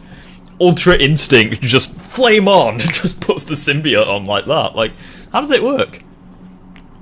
Also, not gonna lie, if I got into a taxi and this is what I saw, I'd either shit myself or I'd run. Like he looks far too I would happy, run bless as him. soon as that happens because I'll be like, this is too scary. Normally people are this happy it's bad. Yeah, it's ridiculous. He just hit the jackpot. Yeah, facts. Kidnap Mary Jane and build a death trap for Spider-Man. This all happens in the span of like a couple minutes. This movie is so sluggishly paced until the point where all this shit has to be shoved in immediately. Oh, and then Peter goes to Harry to recruit him to fight the bad guys. Where did you get those clothes from in the last scene? I don't know, maybe he stole it from the guy who actually owns the taxi. I don't fucking know. But Harry is now the Phantom of the Opera and he's sad and he hides in his castle. But... Like, I find it really entertaining what he says, but it's just, it feels like he's doing it on purpose to just discredit the film. Yeah, but I do have one question though. how does Bernard know? How does Bernard know that Norman was Green Goblin? I need to know this. Because think about that for a second. Bernard could have told Harry in the second movie. Yeah, I think that's pretty stupid. They're gonna be like, oh, so pretty much I'm just fighting him. If anything, I want to know how he put 2 and 2 together, because he was like, I cleaned his wound, and it was his glider, but like Peter disposed of the armor, because like when he took, because like when he took Norman back to the apartment, he was just in normal clothing. So yeah, like, when did he have the time to? So like the armor's gone. We can assume that the glider's gone as well. Yeah.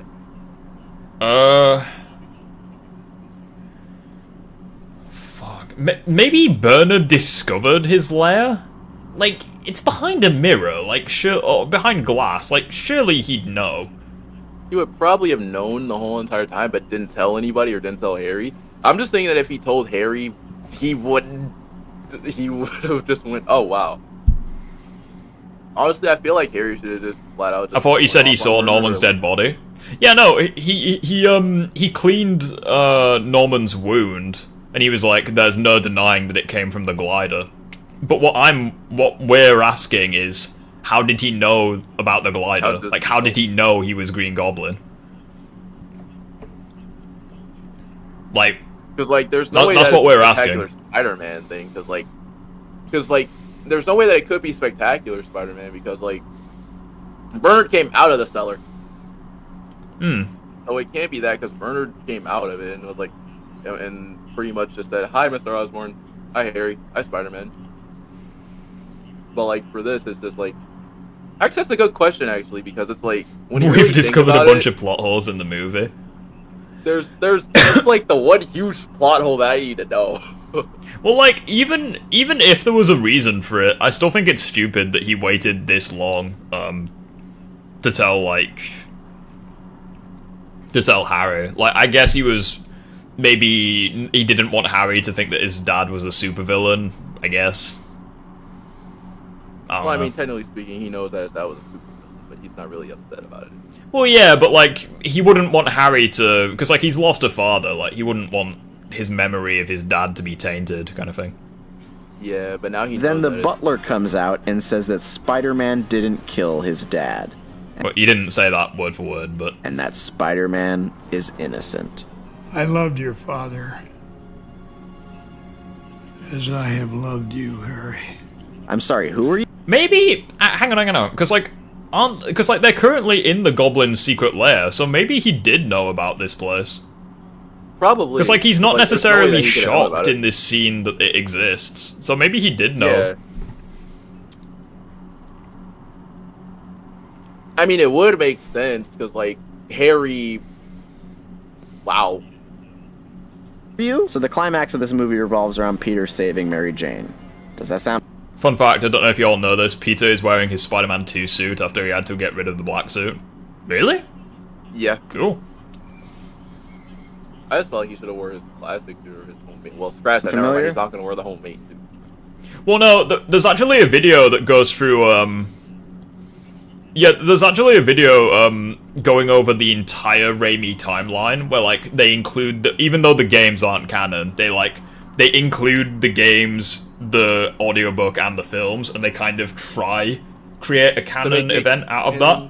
And, the theory that they came to is, when Peter... There was a guy who... I can't remember, you'll have to research it. Basically, there was a guy that Peter went to design the costume from Spider-Man 1. He designed 2 costumes for Peter. The first one was the Spider-Man 1 suit, and the second one was the one in Spider-Man 2. So, like, I'm assuming... So he probably had to get another guy to make these... Yeah, so, like... So Peter wears the Spider-Man 1 suit, it gets damaged, and then he wears the other suit in Spider-Man 2. I'm guessing. And then gets another suit. Yeah. Between... Okay. I'm assuming that's how it works, but again, that video... It has non-canon stuff, it has canon stuff, like...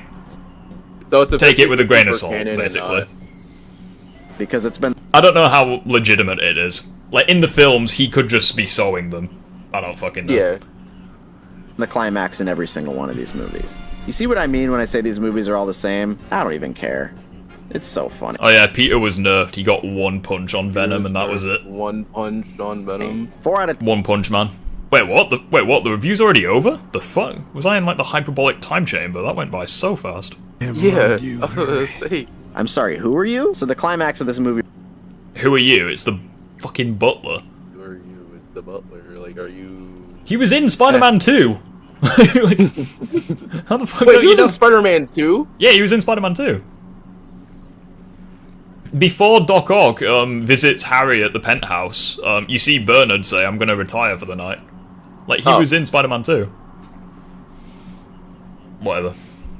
revolves around Peter saving Mary Jane. Like it was before Does that sound Aquila. familiar? Because it's been the climax in every single one of these movies. You see what I mean when I say these movies are all the Honestly, same? at this I don't point, even I care. just have a question. They're Do you not the think- same, though. Oh no, I think he's saying that MJ getting kidnapped is the same. Well, yeah, but like, this is one of the few fights that Peter loses. It's like Harry comes in. It's literally the only fight where they 2v2 someone. And it's like Peter doesn't even win with brute force. He wins with his brains because like he uses the sound waves against the symbiote. It's literally not the same at all. And I don't know. also on top of that, I don't agree with that. I don't know, it's 50-50, but I do think that, even though I'm pretty sure it's not canon in Friend or Foe, I think right after Spider-Man 3, probably Peter and Harry team up at some point, because... But like Harry's dead at the end of Spider-Man 3, so like I don't know how that's possible. Oh yeah, that means that Friend or Foe is not canon then. Yeah, Harry's literally dead at the end. And also the black suit, the symbiote gets destroyed and Peter has the black suit in Spider-Man 3. In Spider-Man Friend from... No Way Fuck. Spider-Man Friend or Foe. Friend or Foe, yeah, because he got it from, Also, Doc Ock's alive, but he died. Yeah, Friend or Foe isn't canon. Yeah. It's so funny. 4 out of 10, really bad, but I like it anyway. Although Friend or Foe is actually pretty interesting because it shows just how strong Peter gets with the symbiote. Yeah. Well, like with the suit, he one-shots characters that he couldn't even fight without the suit. Yeah, he starts to like it, but he's in control of it instead of him. Just some instead food of, for thought. Him losing his mind. I don't feel so good. If you fuck that edit. 4 out of 10. That Oh, edit that where he's is like, I don't actually feel nice. so good when like Tom Holland gets dusted. It anyway. I don't That feel was so actually good. nice though.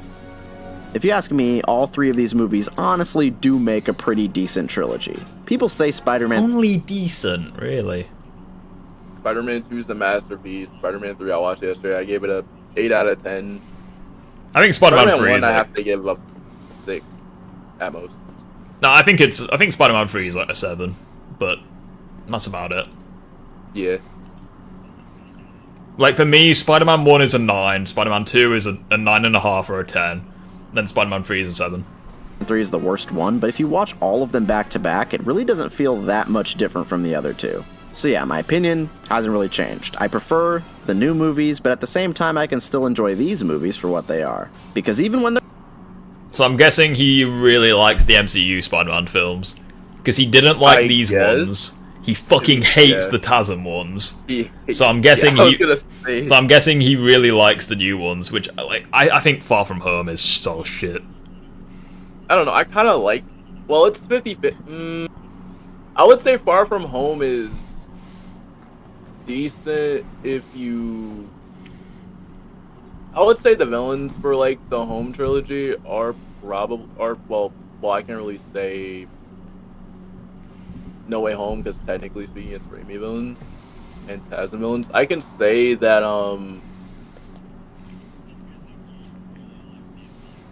at least Mysterio for Far From Home was probably Mysterio and Vulture were great. I can just say that. I just think MCU Spidey gets a bit too much hate. No, I think he's shit. To be honest, I think in Far From Home especially, I think Far From Home was like the worst example, where like he's literally grieving over Iron Man's death. He gets one thing from Iron Man aside from the fucking suits that he still keeps. He gets one thing and he gives it away. Like, why would you do that? Especially given all the power that Edith has. Like, why would you give it to Mysterio? You fucking you idiot. Give it to Mysterio, and after that, it's like, okay, so... Also, Mysterio just... Like, the problem that I have with the MCU villains, specifically Vulture and Mysterio, is that they're not even pissed at Peter. They're pissed at Iron Man. Well, I mean... Like, you could remove Spider-Man from the entire story and nothing would change. Like, Vulture would still be a corrupt, like, worker with his technology. He would still perform the raid on Tony Stark's Quinjet to, like, get the, the stuff. Like, you could remove Spider-Man from the story and nothing would change. Like, you could replace Spider-Man with, like, Falcon or something and, like, it would be fine. I just feel like since here's the only here's probably like the only thing about Homecoming, and this is probably like the main reason why I like Vulture and Mysterio. Mainly, I like Vulture more than Mysterio, but for Vulture, I just felt like I prefer Vulture to Mysterio, 100%. Connected. But like, I still don't think Vulture is like people are like, oh, Vulture's better than Green Goblin and Doc Ock, and I'm just like, is he fuck? Like, he's in the top 5, maybe. He is not in the top 3. He is not number 1. No chance. Yeah, but like I would say, like with Vulture in the MCU, I would say that MCU Vulture was pretty interesting, just given the fact of obviously he was gonna blame Iron Man, and after that, Spider-Man kept interrupting his stuff, and they had to figure a way to tie it together, and it was just. When Nick Fury give the glasses to Peter, he should have given it to Rhodey or Pepper. Or hell, he should have just kept it himself, given how much fucking power Edith has. Like, you know? How did Mysterio know the MCU was specifically 616, according to Kevin Feige, even though he was basically talking bollocks the entire time? I don't know, maybe just convenience. But, I don't know. I keep telling idiots that Far From Home and Some No Way Home are the worst Spider-Man movies on a writing level compared to TASM 2. TASM 2 has so much writing, but like I would agree. Like No Way Home's plot is awful. Any of it. Like No Way Home's plot is so bad. I don't know if it's worse than Far From Home's. Maybe. Oh no, No Way Home's plot was basically One More Day, but they put Doctor Strange there, added in. No, I'm not referring to how much stuff is in it. I mean just like the stuff that happens in it. Because like Far From Home makes Peter a complete idiot, and then No Way Home assassinates everyone. So it's like, yeah, I'd probably say No Way Home, because like they make Peter an idiot. They somehow make Doctor Strange a fucking villain. They retcon Uncle Ben to make Aunt May worthwhile. Like, yeah, I'd probably say, nah, dog, this has to be rage bait. What do you mean rage bait? What do you mean? Let's be real, Mysterio and Vulture are Iron Man villains. Yeah, exactly. Like, that's what I mean. Like, you could replace, you could have Iron Man 4 with Mysterio and Vulture, and, like, it'd still work the same. It'd be fine. Yeah. Like, Spider-Man is like, the only reason Spider-Man's relevant is because he's dating, Liz. That's it. The only reason he's relevant in the second film is because, they fight, like, CGI creatures together. That's it. And then, once you get to the end of Far From Home... I genuinely think Far From Home and No Way Home are the worst Spider-Man plots we've ever seen, aside from TASM 2. And obviously, like, not including Venom and Madam Web, because obviously they're fucking abysmal. Oh no, I'm ready for Madam... Oh no, I already have a review ready for Madam Web. I'm about to rip Tony a new one. I had to... I watched Madam Web, like, last week, or probably no, wait, I just finished it this week. Yeah. I have a video ready for that. There's a whole lot of plot holes that need to be explained. Yeah. And mainly all the plot holes involve their Spider-Man-less universe. I didn't finish Madam Web, probably for the best. They're bad. They aren't as bad as The Amazing Spider-Man 2, even though I've never... Really? That's as high praise as you could give it. The fact that it's not as bad as TASM 2. TASM 2 has... Hey, Respawn, how you doing? TASM 2 has a lot of potential. Oh, Nezuko. I didn't even notice that. I haven't caught up to Demon Slayer yet. I'm sorry, so you're telling me that Homecoming, Far From Home, and No Way Home, you think that they are all better than the Raimi trilogy. Fuck that. Never seen it. And I'm never going to see it. TASM 2 has so much potential if they would have kept deleted scenes. Like, there's so many deleted scenes that they should have kept. But they did it better with the game. You guys are never going to get me to watch that movie. Because it's not going to happen. In a million years. Okay. You sure about that? Look, are you sure about that? Well, oh wait, do you want to watch an hour next week? Yeah, well, I ain't got enough time now. We'll watch that next week, unless you guys want me to watch, like, an Ultimate Joker thing or some shit. Honestly, I'm really tempted to see, like, for the TASM stuff, because, like, I can explain the whole entire TASM timeline, but, man, I'm already going to go over that by Bad Up Web video. Which I can't wait to, Do you guys want me to drop the biggest, I don't know if I actually agree with that hot take. I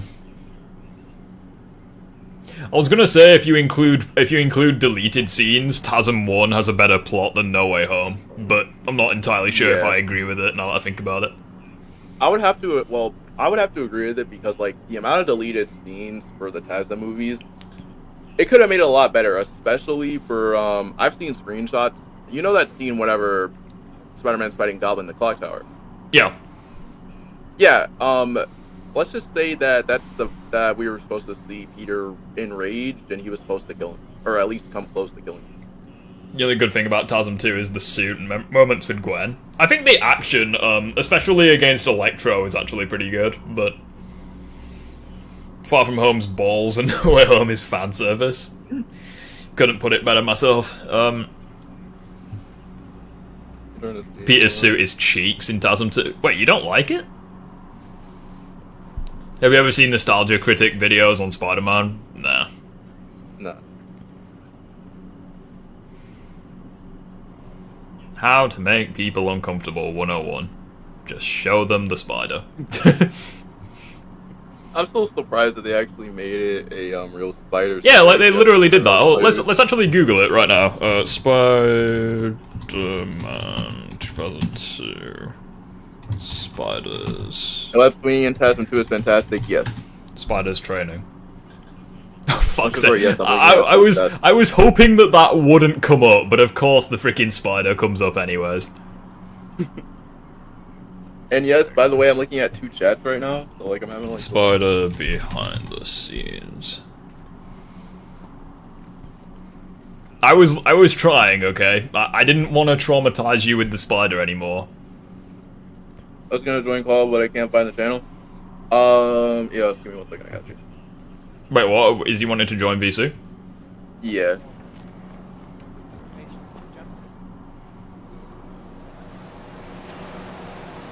Yeah, here's the thing that I was talking about earlier. The guy literally gets ragdolled through glass. Yeah, look at this. Hold on, full screen this? Hold up, let me see. Yeah, the guy gets ragdolled through glass. Right, okay, so Norman's grabbed him by the throat. He's on a wire. Right, watch. Here we go. Ready. 3, 2, 1, go! He actually gets paraded through glass! Yeah, like, I wasn't lying. The guy literally gets yeeted through glass into this. I'm assuming that all of this is made of, like, paper or something. But, like, designed to look like machinery. Hold up. Well, no. That back? Yeah, we'll play it back. Okay, so what I'm assuming is happening. 2, 1, go!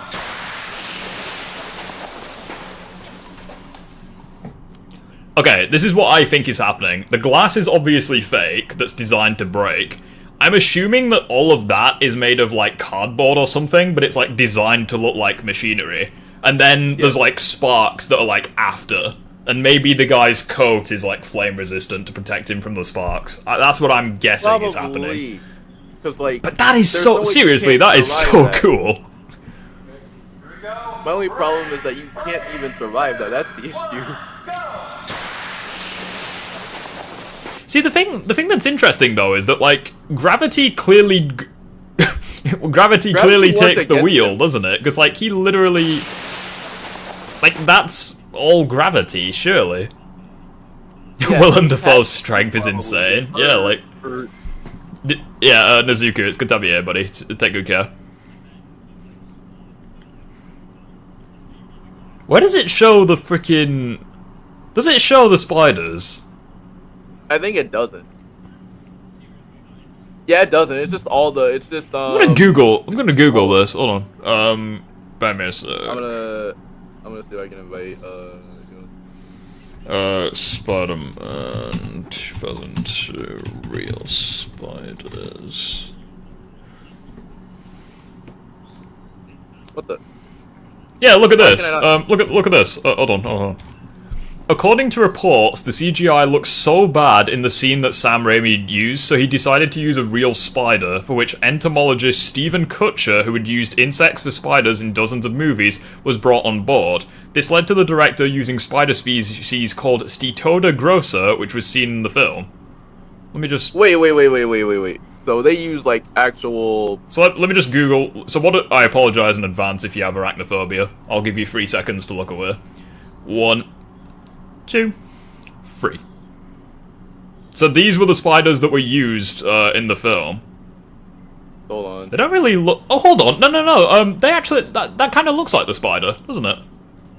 Wait. Hold up. I can't really see it because, like, apparently now there's issues going on with Discord right now. Oh, yeah. It's because I'm not showing the screen. If you look at the stream, you'll be able to see it. They used actual spiders. Okay. Yeah. For Spider-Man 1, they used actual spiders. Look. They used actual spiders. Like, Peter is... Tobey Maguire is... I don't know if it's Tobey or someone else, but, like, someone or something is getting bitten by the spider. Like, there was so much behind the scenes for Spider-Man 1. Like, it's insane. Look. They were actually using the CGI looks so bad in the scene that... Let me actually look on the report. This epic Spider-Man film wasn't CGI, but completely real. Why is it all fucked? Why is it all pale? Right, there we go. They actually use real spiders. Oh, fuck. Everywhere we go, that image just follows us. You know, I'll stream the... Well, no, actually it works. It's fine. If you remember the scene in the first Spider-Man film where Tobey Maguire's Peter Parker is bitten by a red and blue coloured spider, many would think it's a CGI spider, however that's not the case. According to reports, the CGI looks so bad that Sam decided to use a real spider. This led to the developer using spider species called Steatoda grossa, which was seen in the film. The Steatoda grossa, I don't even know if that's how you pronounce it, but I like the accent, was a brown spider with a smooth swollen leg and with thin twiggy legs, which meant that it didn't resemble the spider that was needed for the film. However, we needed a spider that had a metallic blue and radioactive reddy orange look to it. I had to find a non-toxic paint, designed a little harness to hold the spider as he was painted, and supervised the artist painting Steatoda. I needed the spider to go from A to B to C, and Steve to train it to do that. And Miller, who had worked with Kutcher on several movies. Imagine comparing this to Marvel films where even the details on the suit are done by CGI. That spider is real. That spider is real. That spider is actually... Your minds have been blown. Your minds have been blown. What did they use for the TASM movie then? Wait. We're gonna save that for. No, actually, I'm curious. Fuck it, let's Google it. TASM. Because I think whenever I googled it, apparently it was called the Arrhenius Oscorpius or something. At least from what I can remember, it was called the Arrhenius Oscorpius. And like I had to look it up too. It's kind of crazy. I don't think it was. The spider was painted. Yeah, apparently so. They like made a little harness to like fasten it down or some shit. Yeah. You're welcome. Are there any other scenes? I'm trying to think. I think there wasn't.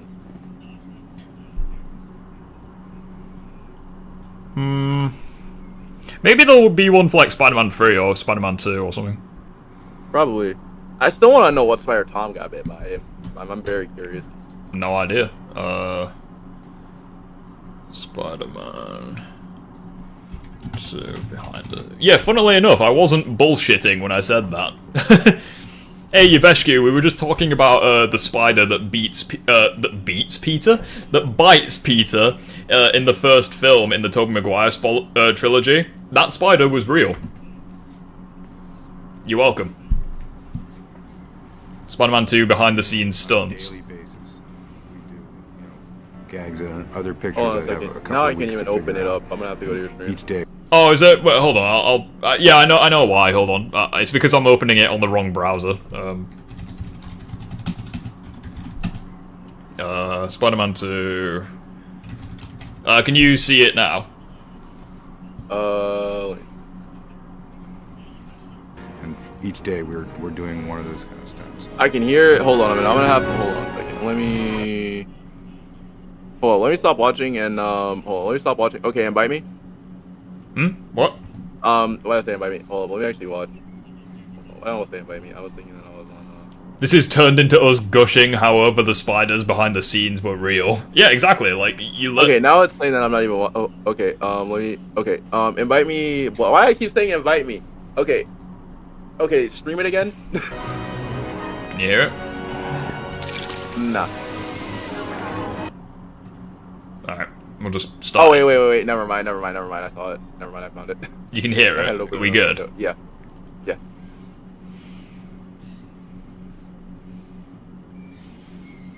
I'm trying to. Background and our ability to take a human body and wing it around in a space started. Oh, so this was in the deleted scene at the bank fight. Yeah. Obviously, this is going to be CG. Well, not CGI, because obviously the arms are CGI at this point. But you know, it really started coming together. Oh, fucking hell. Jesus Christ. Yeah, they're CGI at this point. No, but look at that. They're literally fucking ragdolling him into bookshelves and shit. It was a Spider-Man-like style, not. I still can't get. Hey, look, the arms are real. Want it to be kung fu. Wait, they're actually opening as well. Like it's not. They're not just moving. Like look, they're like closing and shit. That's so cool. Gymnastics. You know, it really had to have Spider-Man's signature on it. Yeet. His incredible strength and flexibility gave us a lot of freedom, and challenge. So I'm guessing that scene was just upside flipped. I'm guessing. Yeah.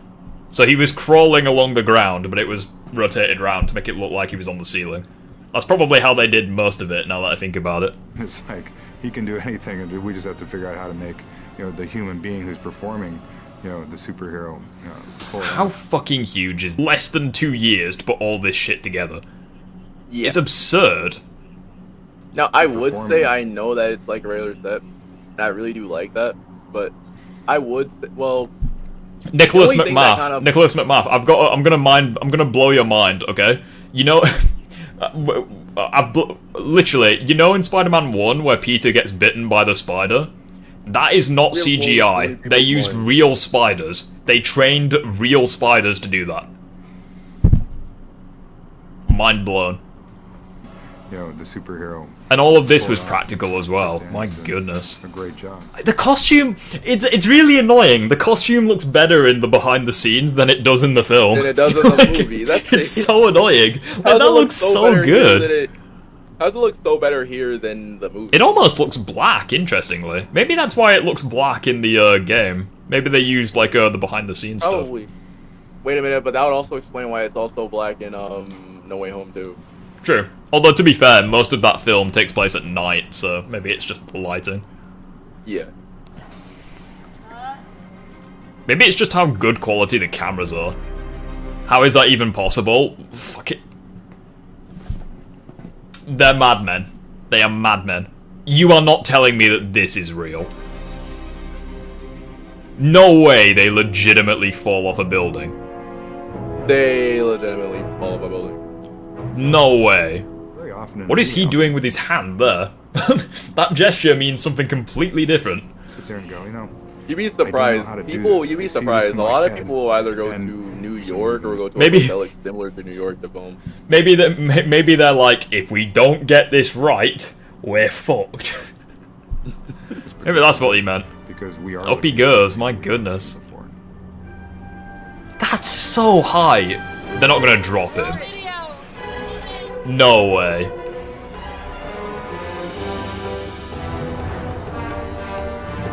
They're gonna drop him. They are gonna drop. Like, look at the sets that they were done.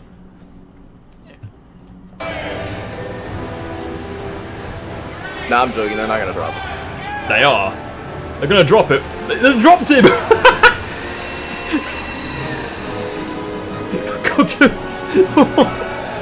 Here's my only problem here. What if that cable had broke? I would be concerned for two reasons. One, I would be like, so explain. He's literally falling for real. Holy crap. Insomniac Spider, just reset the stream, dude. He literally fell for real. That could have gone so wrong. Like, that's the thing that scares me is, like, shouldn't there be a mattress down there?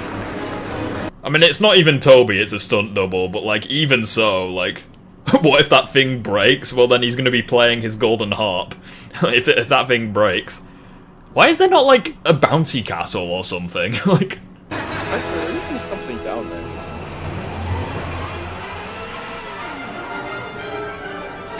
That is absurd.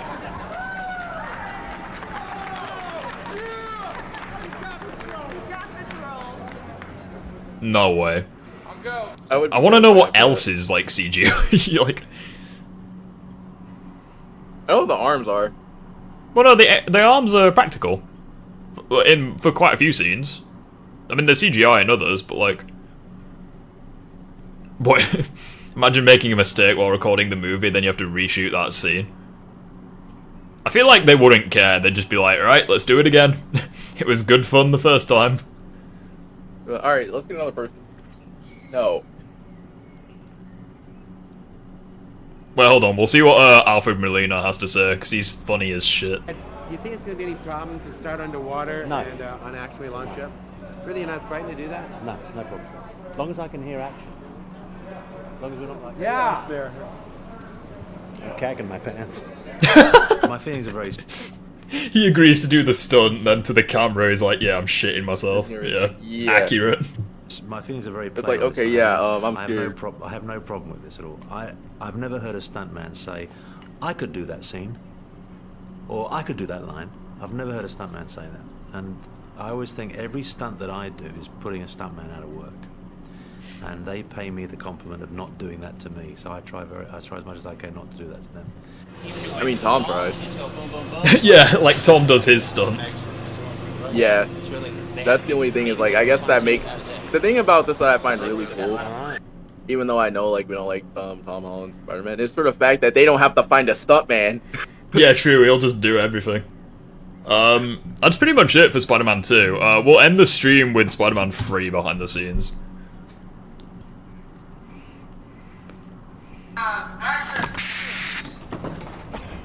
Oh, he's just chilling in a building. Like, look at this! look at the scene! Like... I mean, the building itself is probably tiny, just because they don't need to make it that big just to get the shot. But, like, even so, it's huge. Like, that's at least, like, 50 feet? Bruh.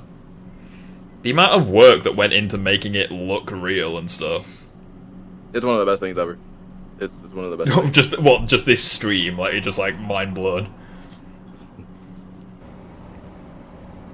Yeah, like, they put in a shit ton of work for Spider-Man 3. Like, it was... wasn't Spider-Man 3, like, the most expensive film ever made at the time? Yeah. I swear it was, like, $500 million or some shit. They had such a massive budget for Spider-Man 3. It was, but then after that, like, I want to say it was, I wonder if they used the same tentacle arms from Spider-Man 2 and... Like, the fact that this has this had a bigger movie... I don't think they did use the exact same tentacles in, Well, no, because the arms in No Way Home were entirely CGI. Yeah.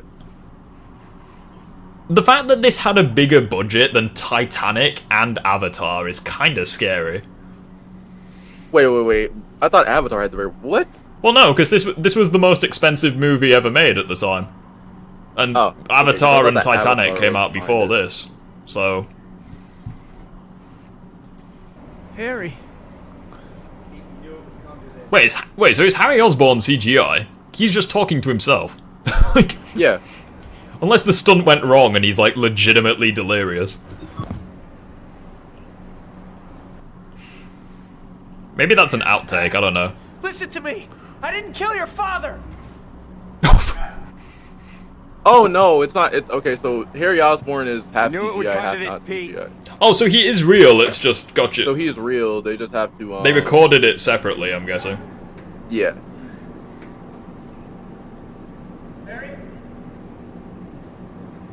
I mean, that scene's not very interesting. It's just a human walking along the floor.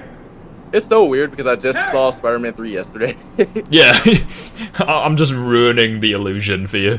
Like, this is how like it, though. This is how that film was made. I do like it though. I'm not even gonna lie. I do like it. Wow, so that entire scene with Gwen, like that entire thing was fake.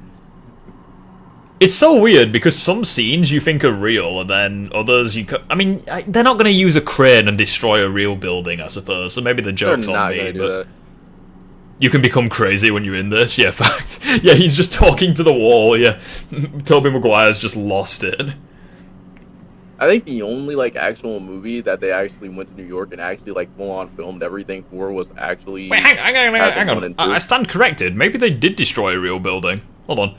Yeah, this is why This is why Tobey gave such a good performance in Brothers. It's because he already started losing his sanity in Spider-Man 3. Wait, what's this? You mean that scene? Wait, you mean the scene where he's like, "You stole it, you Carmine"? Yeah, like no. That's a different film. Brothers was where he was. It's basically a World War II film where like Peter goes off to war. Okay. I say Peter. Tobey Maguire goes off to war and then he comes back to find that his wife has cheated on him with his brother or some shit. It's you know that scene where like he destroys the kitchen with like a baseball bat. Yeah. Yeah, that's Brothers. Oh. That's Brothers. Yeah, so what happens here? Wait, what, more expensive than Transformers? Did this come out before or after Transformers? This came out before Transformers. Spider-Man 3 release date. May 2007, Transformers 1 release. Wow, 20 days apart. Okay, Spider-Man 3 budget. Okay, between 258 and 350 million dollars. Transformers budget. Yeah, it came out before Jesus, it had more than twice the budget of Transformers. Good grief. I just really want Transformers to come back, or at least like something else to come back with. Hey, if you guys want me to do a Transformers Disagreement Day, I'm down. I am anything to watch that film again. I love Transformers, the first one. Yeah, Wait, Jake. What'd you think about? Yeah, Jake Gyllenhaal played last, Mysterio like, in Far From Home. So technically, Tobey Maguire and Jake Gyllenhaal was in the same movie together, which is pretty awesome. Yeah. Oh wait, did you like Last Night? That what? The Transformers Last Night. Did you watch? No, I liked 07 is my favorite. Revenge of the Fallen I think is underrated. Dark of the Moon was fantastic. Age of Extinction I think is kind of underrated, but not really. Last Night I think is pretty bad. Bumblebee, I mean I watched it on an airplane, so like I kind of had nothing else to watch, so and then Rise of the Beasts I thought was pretty good. So I like Revenge of the Fallen. Well, Revenge of the Fallen is my favorite one. Transformers is kind of hit or miss for me. Like, I really like the scenes with the actual Transformers, but most of the human drama I don't like. Like, I like Sam Witwicky, that might be a hot take. I like the Lennox, you know, like the army bloke. And I'm pretty sure he's one of the few characters to be in all of the films. I don't know if he was in Age of Extinction, actually, but, like, he was in The Last Night. He came back for Last Night. My only problem is for Last Night and Age of Extinction, where is Sam? I'm pretty sure Sam died. I'm pretty sure, like, Sam got killed. I think that's, like, the actual, like... I think Michael Bay said that, like, yeah, Sam Witwicky's dead. I could be So wrong, if but Sam's dead, then technically does that mean that Michaela's also dead then? I mean, Michaela was not in Dark of the Moon because like she broke up with him. So like Michaela. Oh, okay. So I don't know where Michaela doesn't is. that technically mean that Carly is dead? Could be. I don't know. You've only seen the first Transformers. I mean, I think the first Transformers is the best. So yeah, this is the scene. Yeah, so this is when the crane is about to hit the building. Oh, so it actually destroyed it. For one moment, I thought it hit the cameras, but no, the cameras just moved on their own. I am like... I thought that for a second. Yeah, I thought it hit the cameras. I was like, oh shit. It's insane, like, how much... I mean, obviously the other stuff is probably CGI, but like... Yeah. What else I is want to there? know if the whole entire... Oh, the bit where he's on the church, that's CGI. I'm sorry, but for some odd reason, anything with black suit Spider-Man... I don't know what it is, but you can probably agree with this. Anything with black suit Spider-Man is just great. Any picture. You say that, I don't like that. Maybe it's just the quality. Maybe I've paused on a really bad bit. Let's watch.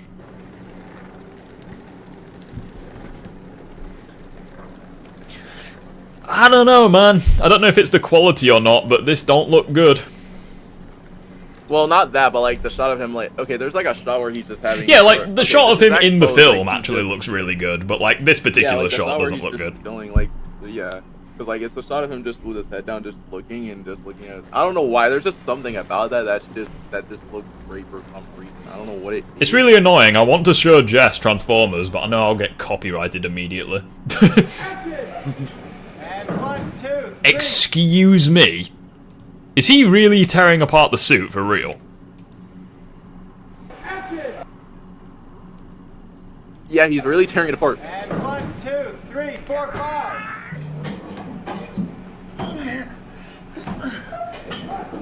I mean, obviously the tendrils and stuff is like CGI, but like, wow, Yeah, he's actually tearing it apart. I'm assuming it wouldn't be like... Because, like, imagine if you had to do that take so many times. You'd have to, like, design so many suits. So I'm assuming it's, like... You know, like, when you put a hoodie on and you, like, pull the things, so, like, the hole's really small. I'm assuming that's what it's like. So, like, he's making the hole bigger and then pulling it, like, down to his neck. That's what I'm assuming's happening. Because, like, you wouldn't... Because, like, you wouldn't tear the suit apart. Because, like, what if you needed another take? You'd have to design an entirely new suit. Yeah, you'd have to design another new suit. Yeah, so like that's what I'm assuming's happening. Like if you wear a hoodie, pull the hood up, pull the strings so the hole's tiny, and then you're just effectively opening it up. That's what I'm assuming's happening. Yeah. Fucking cool though, regardless. I assumed that entire thing was CGI. So this has to be... No, wait, I think this was supposed to be an animatronic, and it was supposed to be Tover. I don't know if it's going to show that to you. He's just looking up. He's just a man possessed. Okay, so that's when the symbiote hits him. Or not really. Yeah. I would say, though, like, it's supposed to be animatronic right there for Venom, but, like, I just feel like... Look at his arm! I feel like that would be way too terrifying. Wait, is that actual? His arm is sand! He's real! It's not practical effect, he's literally Sandman. Look at his arm! He's finding God, yeah, facts. Look at his arm! He's literally Sandman. This was really sad. How the hell did they make that? I'm assuming it's like a cast or something. It has to be a cast, because there's no way that he can't just his body out of He broke his arm while recording, and they just gave him a cast and just made it look like sand. It's like, there we go. Remember Ben Parker? The old man you shot down in cold blood. That doesn't sound like Tobey at all. No. I didn't. So Tobey actually put his head on the train. Yeah, facts. Well, it was probably the stunt double, but... It was probably the stunt double, and they went over it with his face.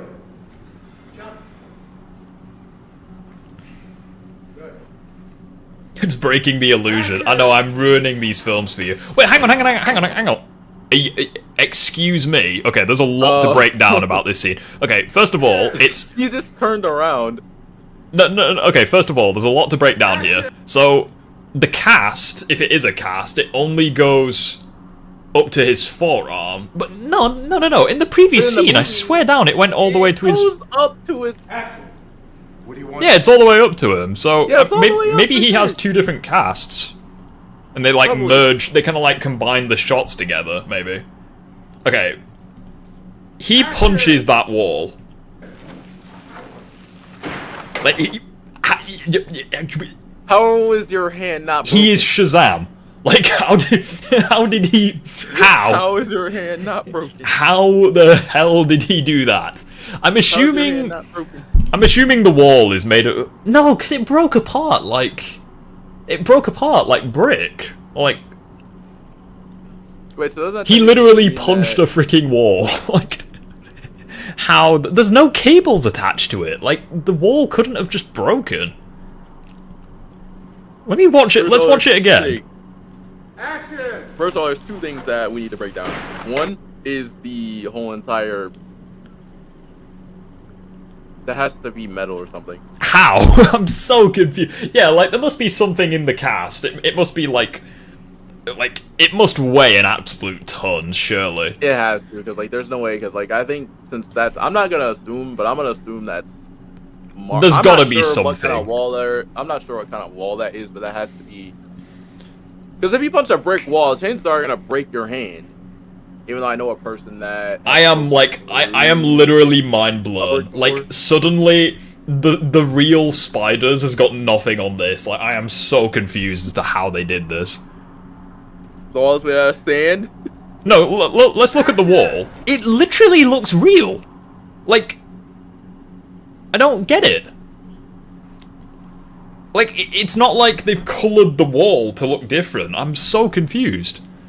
At first, I thought he punched that, and it was like he knew what to punch at. But no, he literally just, like a fucking kid with anger issues, just fucking haymakered the wall. Yeah, that's definitely a cast, because, like, look, it's massive compared to his other arm. Yeah. But, like, even so, Like that. what did he do that? What, how? Okay. Oh, this is the everything scene.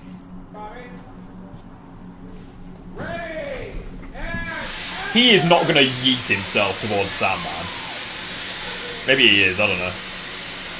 No, he isn't. Oh, I was so disappointed. I thought Spider-Man was just gonna fly across the screen and just, like, into a wall or something. I would have loved to have seen that. Could you Wait, imagine- does that he mean just- that the train sequence is gonna be coming up? You also wait? Oh wait, never mind. It's not the train sequence. Yeah, I'm pretty sure with the train sequence in Spider-Man 2, they combined real shots of Tobey at the front of a real train with like a set. Like they combined like fake and real shots. Oh, so they flat out just. Which is probably why it looks so good. It's fake walls made to look real. Well, yeah, I'm assuming that's the case, but like, how the hell does it like not break? Because like when it breaks, it's not like wood. It's not like splintered. It's like. It's literally, like, it's like brick, you know, it just breaks apart into tiny pieces, so, like, how the hell did they make it work? That's what I mean.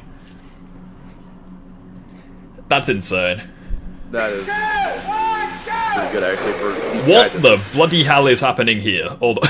Hold on. He just got yeeted. Hold on. Is this the part where Peter kicks him into the train? Yeah. Well, he went too far. He went through the train and out the other side.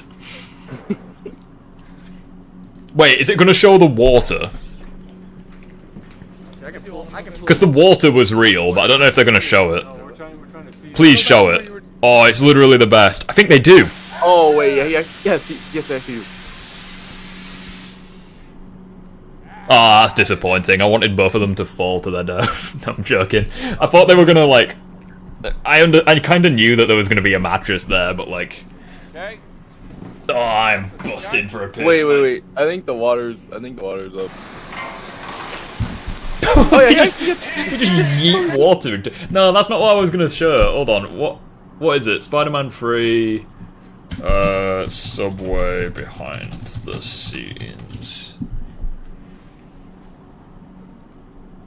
No, oh, it's in High Top's Films video. High Top Films Spider-Man 3. It looks goofy behind the scenes. No, hold on, you can still see it, right? Yeah. Where is it? Where is it? Where is it? Where is it? Where is it? First of all, how did High Top even get all of this? I know he got most of the footage and everything, but like, how did he get? Yeah, here it is. Here it is. Here it is. Right. Look at this shit. Right. Hold on. May have underestimated the final tab. Industry insiders claim that Sony spent $350 million or more on production alone. With marketing and promotion factored in, the total price tag will approach $500 million, positioning Spider-Man 3 as the most expensive movie of all time. Look, so this is the part where Peter, like, pulls the plug, if you like, and makes this entire thing break. Watch what happens.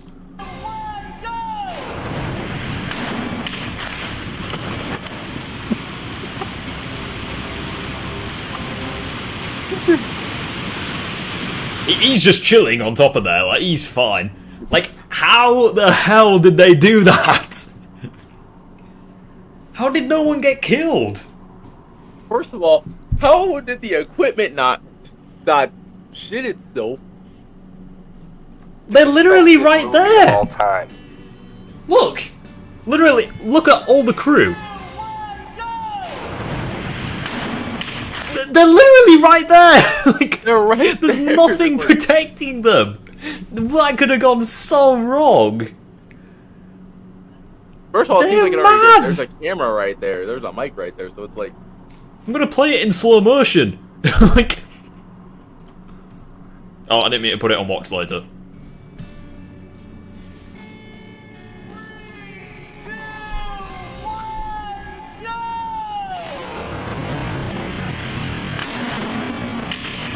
How the... How? How? There's a camera right there! How didn't it get knocked off? And also, could that camera be broken? He's so happy. You can tell he's happy behind the mask. He's like the Stig. He is beyond happy at that. How? There was someone that got knocked over as well. Was it like a mannequin or was it like an actual? I think that was actually standing. I think that was actually. Look, like him there. That's gotta be a mannequin, surely. Nah, he moved his hands. That's not a mannequin. He's moving his hands. Well, surely it's automatic. There's no... Surely you'd get killed from that. That's like a tsunami. He's moving his hands. There's no way that's a real person. They're mad. I'm gonna put it in slow motion again. We're gonna watch. Is it actually a real person? The way his hands move, it was a real person. Keep looking at the man, Cat. Like, look at all that shit getting broken. Like, literally any one of those pieces could have fucked it. Also, this entire column gets knocked over. Like, that's how strong the water pressure is. And yet this guy is here. It doesn't move at all. Okay, so it was okay. Look, the entire thing gets knocked over. It would have killed him. Like, no way. They are insane. Hey guys, you like the Raimi Spider-Man trilogy? It's all real. The total price tag will approach $500 We're gonna watch it million, once more, just because. positioning Spider-Man 3 as the most expensive movie of all time.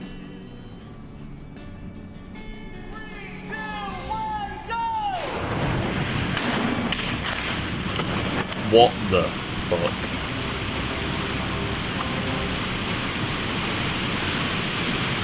Did you know that the team tried out various types of...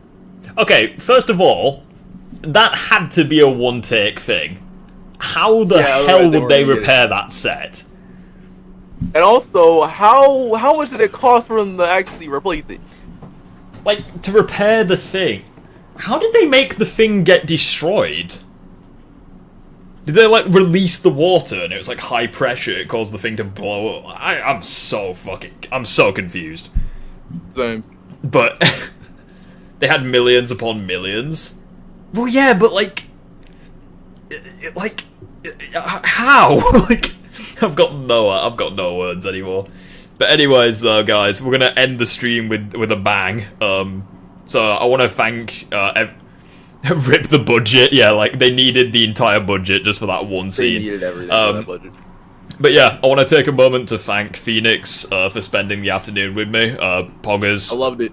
It's been good having you guys here. We had a blast going over the our beloved Sam Raimi trilogy. How many gallons of water was that? Like, literally the entire Japanese tsunami was just in that pipe right there. Now, watch what's gonna happen now, for next is... Wait, are we doing TASM next week? Yeah, so, for next week's, yeah, like, it's insane. For next week's, Disagreement Day, we might do the Amazing Spider-Man 1, Cosmonaut video. The one where he goes over TASM 1 and TASM 2. Because I think that's his most viewed video. It had like 16 million views or some shit. Yeah. So yeah, we could do that. We could do like an Ultimate Joker one. We could do like a bad Spider-Man 2 review or some shit. I want to see what he has to say about TASM though. I would agree. I'd like to watch it. Since I've not actually watched TASM 2 in years, so... Enough water for a village in Africa? Yeah, for like 2 years maybe. I need to know, like, that TASM. But yeah, I'm sorry for dancing around like a crazy person. I'm busting for a piss. So with that being said, we're going to end the stream here. Thank you once again to Phoenix. If you enjoyed the stream, feel free to drop a sub. Recommend the channel to your friends if they also like fiction and doing nerdy shit. Because at the end of the day, the more the merrier. Join the Discord server if you haven't already. It's been good having you all here. And I will see you all in the next one. Have a good weekend, guys.